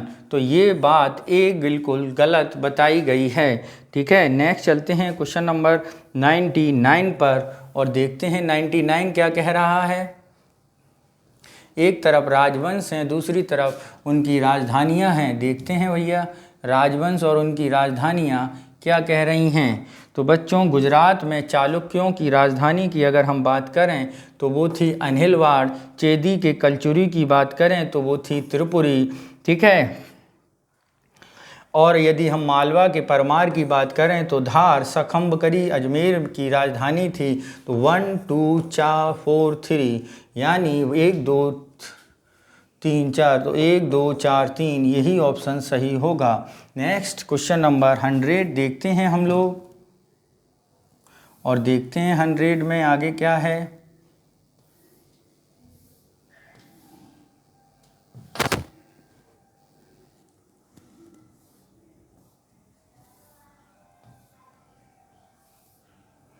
मध्य पाषाणकालीन स्थल और राज्य लेथिया उत्तर प्रदेश, संकनकुल गुजरात, लंगनाज राजस्थान। उपरोक्त में से कौन सा सही सुमेलित है? ए केवल 1, बी केवल 2, सी 2 और 3 या डी उपरोक्त सभी।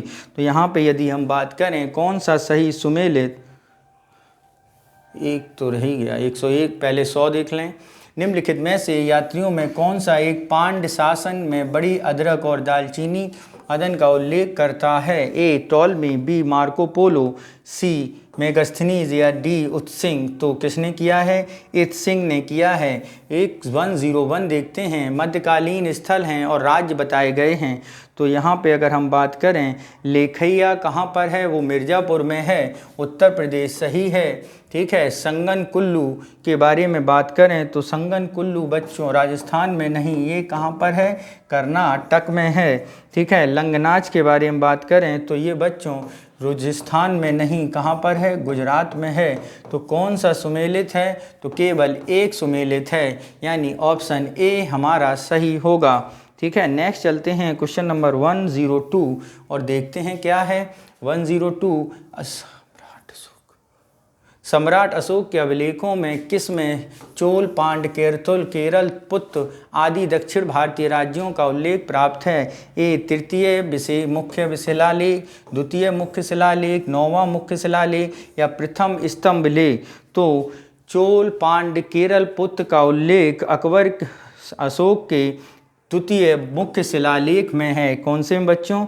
द्वितीय मुख्य शिलालेख में, ऑप्शन नंबर 103। और इसमें बात करते हैं 103 में और देखते हैं क्या है, निम्नलिखित में से कौन सा कथन सत्य है? भारत और तैमूर लंग का आक्रमण सन 1398 में नसरुद्दीन महमूद के शासनकाल में किया था। नसरुद्दीन महमूद तुगलक वंश का अंतिम शासक था। कौन सा सही है? केवल एक, केवल दो, एक और दो, न एक न दो। तो बच्चों इसमें कौन सा ऑप्शन सही होगा? तो ये दोनों स्टेटमेंट बच्चों पूर्णतः सत्य हैं, यानी सी ऑप्शन हमारा सही होगा। नेक्स्ट चलते हैं क्वेश्चन नंबर 104 और देखते हैं क्या है। मुगल बादशाह बाबर ने तुझके बाबरी किस भाषा में लिखी है? यदि हम बात करते हैं तुझके बाबरी की, तो ये फारसी, अरबी, उर्दू और तुर्की। तो बच्चों तुझके बाबरी लिखी गई है तुर्की भाषा में। नेक्स्ट क्वेश्चन नंबर देखते हैं हम लोग, क्वेश्चन नंबर 105 क्या कह रहा है 105, उसे देखते हैं, समझते हैं।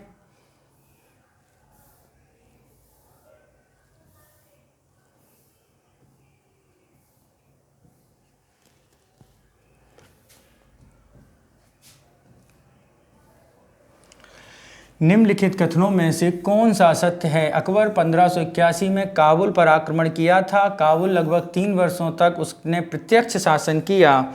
ठीक है, नेक्स्ट है आपका, वह पहला अवसर था जब किसी भारतीय शासक ने इस शहर में कदम रखा था। तो यहाँ पर देखना है कौन सा स्टेटमेंट सही है। तो बच्चों यहाँ पर केवल दूसरा स्टेटमेंट सही है, बाकी स्टेटमेंट गलत हैं। ठीक है, अकबर ने 1581 में काबुल पर आक्रमण किया और अकबर ने काबुल पर सन 1581 में आक्रमण किया था। यह पहला अवसर था जब किसी भारतीय राजा ने यहाँ पर हमला किया था। तो ये बात बिल्कुल सही है, ये भी बात बिल्कुल सही है, और ये जो दूसरा स्टेटमेंट है वो गलत है। तो ऑप्शन नंबर बी हमारा क्वेश्चन के अनुसार सही होगा। नेक्स्ट चलते हैं क्वेश्चन नंबर 106 और उसे समझते हैं क्या कह रहा है 106। निम्नलिखित में से किस एक दक्कनी शासक को अमला बाबा कहा गया है? क्या बच्चों? अमला बाबा। ऑप्शन ए अली आदिल शाह, मोहम्मद कुली कुतुब शाह, इब्राहिम आदिल शाह द्वितीय और मीर जुमला। तो किसे कहा गया है? इब्राहिम आदिल शाह द्वितीय। नेक्स्ट चलते हैं क्वेश्चन नंबर 107 और इसको समझते हैं। 107 को क्या कह रहा है? कथन है ए बादशाह अकबर ने बुलंद दरवाज़ा का निर्माण फतेहपुर सीकरी में किया था। सही है, अकबर द्वारा इसका निर्माण मालवा विजय की स्मृति में किया गया था। देख, तो यहाँ पे बच्चों अगर हम बात करते हैं कौन सा स्टेटमेंट सही होगा, तो देखते हैं ए तथा आर दोनों सही हैं। आर ए की व्याख्या करता है, ए तथा आर दोनों गलत हैं। आर ए की व्याख्या नहीं करता, ए सही परंतु आर गलत। तो बच्चों ए सही है और आर गलत है। नेक्स्ट क्वेश्चन देखें 108 और देखते हैं क्या है 108। शिवाजी एवं जयसिंह के मध्य पुरंदर की संधि कब हुई थी? 1665, 1670, 1665 और 1782। तो बच्चों पुरंदर की संधि राजा जयसिंह और शिवाजी के मध्य 1665 में हुई थी। नेक्स्ट क्वेश्चन नंबर चलते हैं हम लोग 109 पर और उसे समझते हैं। 109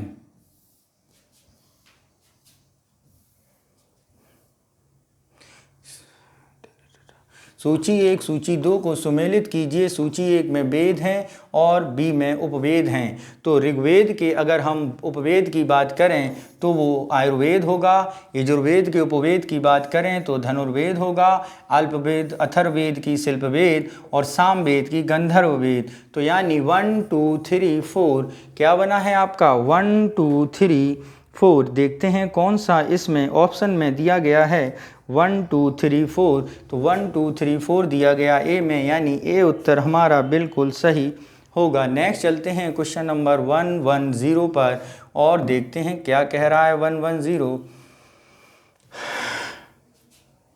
मुगल शासक हैं और उनको दी गई उपाधियां हैं बाबर, बादशाह, बहादुर शाह प्रथम, साहेब बेखबर, फर्रुखसियर, घृणित कायर। तो इनमें से कौन से सही सुमेलित हैं इसके बारे में बताना है। तो बच्चों इनमें से सारे सही सुमेलित हैं, यानी ऑप्शन सी हमारा सही होगा। नेक्स्ट चलते हैं क्वेश्चन नंबर 111 यानी 111 पर। देखते हैं बहमनी राज्य के किस शासक ने हिंदुओं से जजिया न लेने का आदेश दिया। ऑप्शन ए क्या है ऑप्शन ए?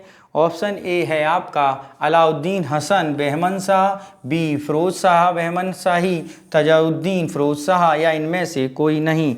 तो बच्चों इनमें से अगर हम बात करें अलाउद्दीन हसन बहमन ने जजिया कर बंद करवा दिया था। नेक्स्ट बात करें निम्नलिखित भक्तिकालीन संतों में कौन एक इस्लाम से प्रभावित थे। ए ज्ञानदेव, बी नामदेव, सी एकानाथ, या डी तुकाराम।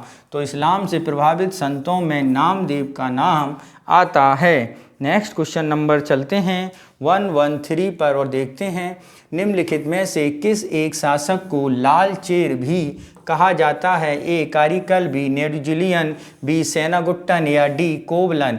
तो लाल चेर जिस दक्षिण भारतीय शासक को कहा जाता है वो हैं सेनगुट्टवन। कौन बच्चों? सेनगुट्टवन। नेक्स्ट चलते हैं क्वेश्चन नंबर 114 पर और देखते हैं 114 क्या कह रहा है।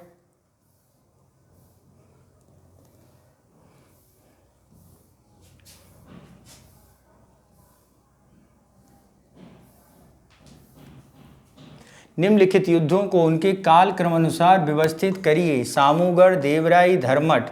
तो ये बच्चों उत्तराधिकारी युद्ध हैं जो औरंगजेब द्वारा लड़े गए थे। तो यहाँ पे अगर हम बात करें धर्मठ युद्ध तो ये लड़ा गया था 15 अप्रैल 1658 को। देवराई की लड़ाई के बारे में बात करें तो ये हुई थी मार्च 1669 में, ठीक है, 1659 में, सॉरी, ठीक। और सामूगढ़ की लड़ाई के बारे में बात करें तो ये हुई थी 29 मई 1658 में। तो अगर हम इसे व्यवस्थित करें तो 3, 1 और 2 ऑप्शन देखें 3, 1, 2, 3, 3, 2, 1। तो ऑप्शन नंबर बी हमारा सही उत्तर।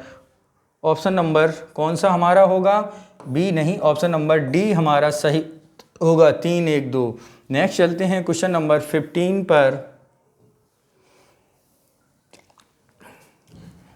ए औरंगजेब ने अपने सभी सूबों में मुहत्सिब नियुक्त किए थे।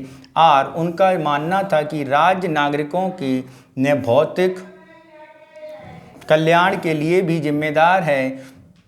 नीचे दिए गए कूट का सही चयन कीजिए। तो बच्चों यहाँ पर अगर हम देखें अभी कथन कौन से सही हैं तो ए आर दोनों सही हैं। आर ए की व्याख्या करता है, यानी ए ऑप्शन बिल्कुल सही होगा। नेक्स्ट चलते हैं क्वेश्चन नंबर 116। शिवाजी प्रशासन से संबंधित निम्नलिखित में से कौन सही सुमेलित नहीं है। ऑप्शन ए मोकास जागीर, मजूमदार राज्य का लेखपाल, दाबिर भूमि पर वंशानुगत अधिकार, या पागा स्थायी सेना। तो बच्चों शिवाजी के प्रशासन से संबंधित अगर हम बातें करें तो ये होगा आपका सही सुमेलित जो नहीं है वो है दाबीर। कौन बच्चों? दाबीर। दाबीर दरबार में कायदे कानून के बारे में जानकारी रखने वाला व्यक्ति होता था। ठीक है बच्चों, नेक्स्ट चलते हैं क्वेश्चन नंबर 117 और देखते हैं निम्नलिखित में से तुगलकनामा की कृति किसने लिखी थी। तो बच्चों तुगलकनामा के बारे में बात करें तो अलबरूनी, मिन्हाज, अमीर खुसरो, जियारुद्दीन बरनी। तो तुगलकनामा अमीर खुसरो द्वारा लिखी गई थी। नेक्स्ट क्वेश्चन नंबर 118 देखते हैं क्या कह रहा है 118?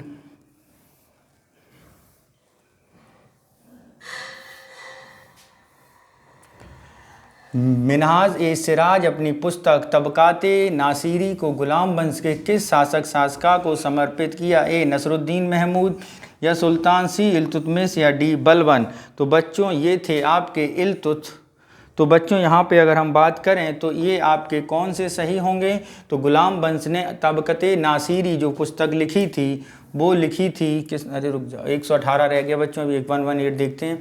निम्नलिखित क्षेत्रों में किस राज्य को भारत का समतट कहा जाता है? ए दक्षिण पश्चिमी मध्य प्रदेश को, बी उत्तरी उड़ीसा को, पूर्वी बंगाल को, या पश्चिमी बिहार को? तो किसको कहा जाता है? पूर्वी बंगाल को समतट। नेक्स्ट है आपका 119। तो मिनहाज ए सिराज ने अपनी पुस्तक तबकात ए नासिरी के गुलाम वंश के किस शासक के समर्पित किया है? तो वो है नसरुद्दीन महमूद को समर्पित किया है। नेक्स्ट चलते हैं क्वेश्चन नंबर 120 पर और देखते हैं क्या है। निम्नलिखित में से किस शासक ने बुद्ध के लिए बेनुवन विहार का निर्माण कराया था? ए अजातशत्रु, प्रसेनजीत, उदयन, या बिंबिसार? तो बच्चों किसने कराया था? वो शासक था आपका बिंबिसार। नेक्स्ट क्वेश्चन 121 देखते हैं। भक्तिकालीन संतों में से किस एक की रचनाओं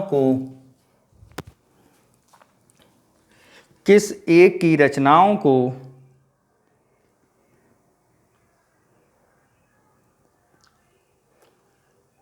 भंग के रूप में प्रसिद्ध हैं? किसके रूप में? किस एक की रचनाएं प्रसिद्ध हैं? Option A Chaitanya Mahaprabhu, B Raidas, C Namdev, और डी दादू दयाल? तो भक्तिकालीन में से किसी की रचनाएं धंग के रूप में प्रसिद्ध हैं? तो वो हैं आपके नामदेव की रचनाएं। किससे बच्चों? नामदेव। Next question number 122।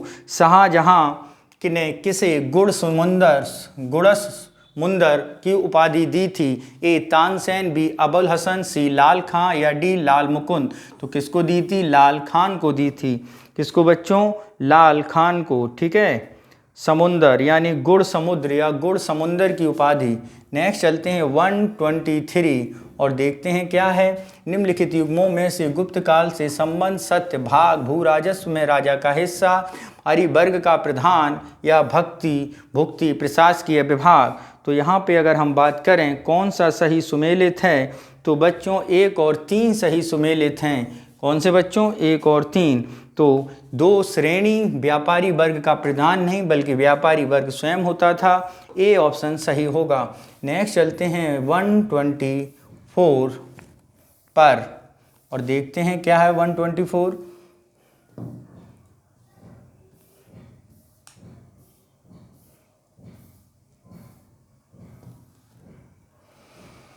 निम्नलिखित युग्मों में से कौन सा सही सुमेलित नहीं है? मुगल शासक, मकबरा, बाबर, काबुल, अकबर, सिकंदरा, हुमायूं, लाहौर? तो यही सुमेलित नहीं है। ये सी ऑप्शन गलत होगा। सी औरंगाबाद, औरंगजेब। बिल्कुल से सारे के सारे बिल्कुल सही सुमेलित हैं। हुमायूं का मकबरा लाहौर में नहीं दिल्ली में है।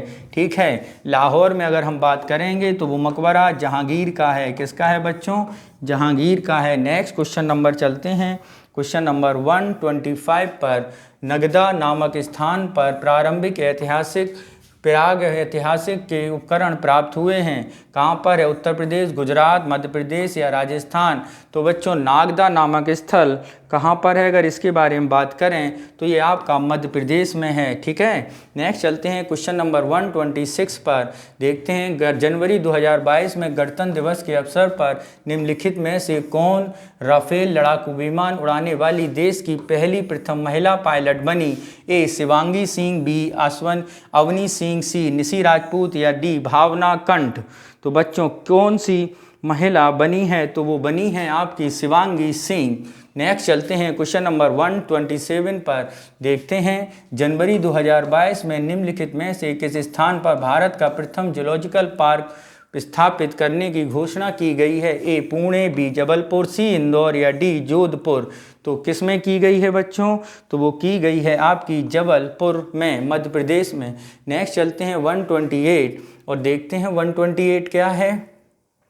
निम्नलिखित में से किस एक मंत्रालय द्वारा भारतीय नागरिकों को कई पहचान पत्रों को आपस में जोड़ने के उद्देश्य से फेडरेट डिजिटल आइडेंटिटीज़ नामक पहल की है? ए शिक्षा मंत्रालय, गृह मंत्रालय, इलेक्ट्रॉनिक मंत्रालय या वित्त मंत्रालय ने? तो ये पहल बच्चों की गई है इलेक्ट्रॉनिक एवं आईटी मंत्रालय ने digital identity federated digital identities नाम से किया है। नेक्स्ट को चलते हैं क्वेश्चन नंबर 129 पर और देखते हैं क्या कह रहा है 129।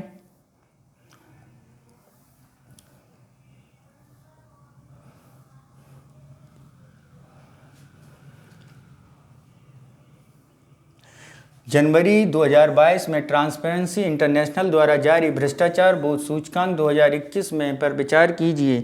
तो यहाँ पर विचार करना है, क्या है? पहला, डेनमार्क, फिनलैंड, न्यूजीलैंड संयुक्त रूप से प्रथम स्थान पर हैं। सबसे निचला अफगानिस्तान, भारत, मालदीव संयुक्त रूप से 50वें स्थान पर हैं। तो इनमें से कौन सा सही है बच्चों? इनमें से सही है पहला और तीसरा, यानी ऑप्शन 1 और 3 बिल्कुल सही होगा। ठीक है, अगर हम अलग बात करें तो सबसे निचले स्थान पर दक्षिणी सूडान है। कौन है बच्चों? साउथ सूडान है। नेक्स्ट चलते हैं क्वेश्चन नंबर 130 पर, देखते हैं क्या कह रहा है 130 और उसे समझते हैं। अमरीकी प्रतिष्ठित फोर्ब्स द्वारा जारी विश्व के उच्चतम भुगतान पाने वाली पहली महिला एथलीटों में सूची में 10वें स्थान पर भारत की एकमात्र महिला, A Saina Nehwal, B Sania Mirza, C PV Sindhu, D Deepa Ankar. तो वो कौन है बच्चों? C PV Sindhu. Next question number 131, निम्नलिखित में से किस तिथि को देश भर में पराक्रम दिवस के रूप में मनाया जाएगा? ऑप्शन देखते हैं 20 जनवरी, 21 जनवरी या 23 जनवरी या 19 जनवरी। तो पराक्रम दिवस के रूप में जो दिन बनाया जाएगा वो है बच्चों आपका 23 जनवरी, सुभाष चंद्र बोस के जन्मदिन के दिवस के रूप में। नेक्स्ट चलते हैं, ऑस्ट्रेलिया ओपन 2022 में निम्नलिखित में से किस एक को पराजित कर राफेल नडाल ग्रैंड स्लैम खिताब जीता? तो यहाँ पर अगर हम बात करें किसे हराया? A Roger Federer, B Daniil Medvedev, Novak जोकोविच या इनमें से कोई नहीं। तो ऑस्ट्रेलिया ओपन 2022 में 21वां ग्रैंड स्लैम राफेल नडाल ने रोजर फेडरर, डेनियल मेदवेदेव को पराजित करके जीता था। किसे जीता था? डेनियल मेदवेदेव को। नेक्स्ट चलते हैं क्वेश्चन नंबर 133, जनवरी 2022 में सियोरामो कास्त्रो किस अवध अमेरिकी देश की प्रथम महिला राष्ट्रपति बनी? ए होंडुरास, बी पनामा, सी क्यूबा या डी ग्वाटेमाला। तो बच्चों ये बनी हैं आपकी होंडुरास की प्रथम महिला राष्ट्रपति। नेक्स्ट कर चलते हैं क्वेश्चन नंबर 134 पर, यानी 134 पर देखते हैं, जनवरी 2022 में भारत का पहला ग्राफीन नवाचार केंद्र निम्नलिखित में से किस राज्य में स्थापित हुआ? तो ग्राफीन नवाचार केंद्र स्थापित हुआ ए तेलंगाना, बी आंध्र प्रदेश, सी महाराष्ट्र या डी केरला। तो कहाँ पे हुआ बच्चों? केरल में।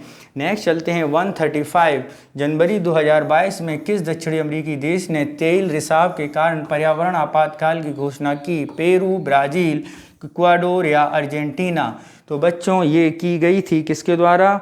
ये की गई थी आपकी पेरू द्वारा। किसके द्वारा बच्चों? पेरू द्वारा। नेक्स्ट चलते हैं क्वेश्चन नंबर 136 और उसे समझते हैं, धर्म गार्डियन अभ्यास संबंध में निम्नलिखित कथनों पर विचार करिए। इसका आयोजन फरवरी 2022 में कर्नाटक में किया गया। ए 2 भारत और सऊदी अरब का मध्य होने वाला वार्षिक युद्धाभ्यास था। तो यहाँ पे अगर हम बात करें कौन सा कूट सही है? तो पहला कथन सही होगा। तो यानी जबकि दूसरे कथन के बारे में अगर बात करें तो ये कर्नाटक में आयोजित हुआ था और ये अभ्यास 2018 से भारत और जापान द्वारा है। किसके द्वारा? भारत और जापान द्वारा, यानी ए ऑप्शन सही होगा। नेक्स्ट चलते हैं क्वेश्चन नंबर 137 और उसे समझते हैं, फरवरी 2022 में निम्नलिखित में से देश में सी डोम नामक नौसेना वायु रक्षा प्रणाली का सफल परीक्षण किया गया? Option A Israel, B France, C Bharat या डी यूएसए। तो ये है बच्चों इजराइल का। नेक्स्ट चलते हैं 138, निम्नलिखित में से यूरोप में निम्नलिखित में किस एक तूफान से भारी तबाही मचाई? ग्रेट स्टॉर्म, यूनिस, इस और ताउत, तो किसके द्वारा मचाई गई बच्चों? तो ये मचाई गई है आपकी यूनिस के द्वारा। नेक्स्ट क्वेश्चन नंबर 139, फॉकलैंड द्वीप विवाद निम्नलिखित में से किन दो देशों के मध्य है? ए ब्रिटेन एवं अर्जेंटीना, ब्रिटेन एवं ब्राज़ील, ब्राज़ील एवं अर्जेंटीना, यूएसए और ब्राज़ील। तो ये जो है फॉकलैंड द्वीप विवाद किन दो देशों के बीच है? तो ये बच्चों है ब्रिटेन और अर्जेंटीना के बीच। ऑप्शन ए सही होगा। नेक्स्ट चलते हैं क्वेश्चन नंबर 140 पर, देखते हैं 140।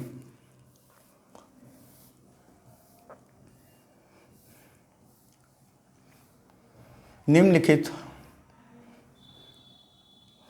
फरवरी 2022 में समुद्र सुरक्षा मजबूत करने की दृष्टि में किन्हीं देश के प्रथम राष्ट्रीय त्रिरक्षा समन्वयक नियुक्त किया गया? ए वाइस एडमिरल सेवानिवृत्त जी अशोक कुमार, वाइस एडमिरल सेवानिवृत्त चटर्जी, वाइस एडमिरल सेवानिवृत्त उपेंद्र विश्वकर्मा, वाइस एडमिरल सेवानिवृत्त शशांक शिंदे। तो किसे फरवरी 2022 में देश में समुद्री सुरक्षा को मजबूत करने के लिए नियुक्त किया गया?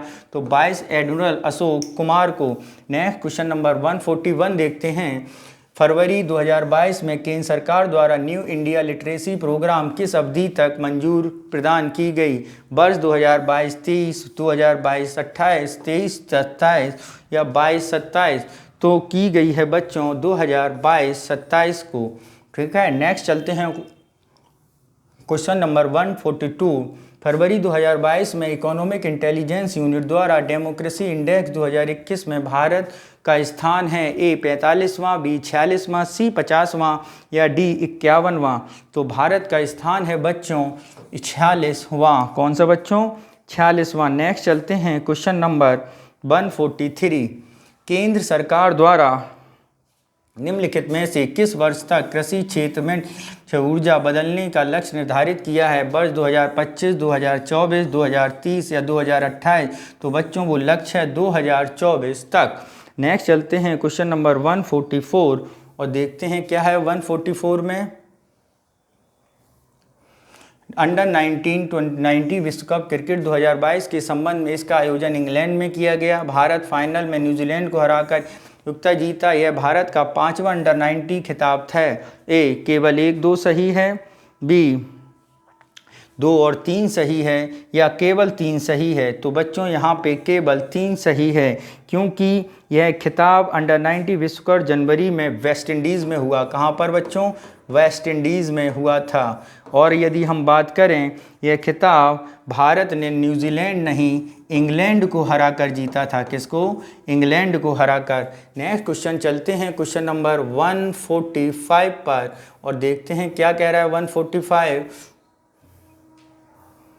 महान संत रामानुजाचार्य की स्मृति में स्टैच्यू ऑफ इक्वलिटी का अनावरण प्रधानमंत्री नरेंद्र मोदी ने कहां पर किया? Option A Jaisalmer, B Thiruvananthapuram, Hyderabad या गांधीनगर? तो स्टैच्यू ऑफ इक्वलिटी का अनावरण प्रधानमंत्री मोदी द्वारा कहां पे किया गया है? राजस्थान के जैसलमेर में किया गया है। ठीक है बच्चों, नहीं कहाँ पे किया गया? हैदराबाद में किया गया। कहाँ पे बच्चों? हैदराबाद में किया गया है। ठीक है, Hyderabad is the right answer. Next चलते हैं क्वेश्चन नंबर 146। भारतीय सेना ने 2022 में जम्मू कश्मीर में चलाए गए ऑपरेशन सद्भावना का उद्देश्य था आतंकवाद के प्रभावित लोगों की मदद करना, बाढ़ प्रभावित, ग्रामीण शिक्षा या प्रोत्साहित सेना में सम्मानित होने से प्रोत्साहित करना? तो ए आतंकवाद से प्रभावित लोगों की मदद करना। ऑप्शन नंबर 147 देखते हैं। केंद्रीय वित्त मंत्री निर्मला सीतारमण द्वारा 1 फरवरी 2022 को प्रस्तुत बजट में क्रिप्टो करेंसी पर कितने प्रतिशत का कर लगाने की घोषणा की गई है? ऑप्शन ए है 50%, बी है 40%, सी है 15% या डी है 30%? तो बच्चों ये जो कर लगाने का प्रावधान किया गया है वो है आपका 30%। कितना बच्चों? 30%। नेक्स्ट चलते हैं क्वेश्चन नंबर 148 और देखते हैं क्या है। निम्नलिखित में से किस एक ने दक्षिण एशियाई देश की नई राजधानी नूसंतारा बनाई है? तो A Indonesia, B Philippines, C Singapore या डी वियतनाम। तो किसने बनाई है बच्चों? इंडोनेशिया द्वारा। नेक्स्ट चलते हैं, पशुओं के अधिकार के लिए लड़ने वाले संगठन पेटा द्वारा निम्नलिखित में से किस एक भारतीय अभिनेत्री को वर्ष 2000 person of the year award से चुना गया? ए दीपिका पादुकोण, काजल अग्रवाल, अनुष्का शर्मा या आलिया भट्ट। तो बच्चों किसे चुना गया था? वो चुना गया था आलिया भट्ट को। नेक्स्ट चलते हैं क्वेश्चन नंबर 150 यानी 150। तो यहाँ पर देखते हैं, जनवरी 2022 में भारत देश का प्रथम खिलौना निर्माण पारिस्थितिकी तंत्र कैंपल ऑय क्लस्टर किस राज्य में स्थापित घोषणा की है? ए कर्नाटक, बी केरल, सी असम और डी मध्य प्रदेश। तो बच्चों ये किया गया है कोप्पल टॉय क्लस्टर कर्नाटक में। कहाँ पर बच्चों? कर्नाटक में। तो ये है हमारा आज का 150 question based model test paper यानी DHIS का मॉडल टेस्ट पेपर, जिसको हम लोगों ने आज सॉल्व किया। बच्चों इसके साथ ही आपको अन्य टेस्ट पेपर भी हमारे YouTube चैनल पर मिल जाएंगे और हमारा प्रयास है कि ज़्यादा से ज़्यादा और शीघ्र ही आपके सारे टेस्ट पेपर सॉल्व करा दिए जाएं। तो आप इन टेस्ट पेपरों को देखिए और सॉल्व करिए, और इसके साथ ही अगर इसका आपको PDF लेना हो तो हमारे टेलीग्राम चैनल को ज्वाइन करिए। टेलीग्राम चैनल के लिए हमेशा की तरह आपको हमारे डिस्क्रिप्शन बॉक्स में लिंक मिल जाएगा, या फिर सीधे टेलीग्राम ऐप पर जाकर ऑफिशियल एग्जामोफोबिया सर्च कर आप इसे प्राप्त कर सकते हैं। ओके बच्चों, मन लगा के पढ़ाई करिए। जय हिंद।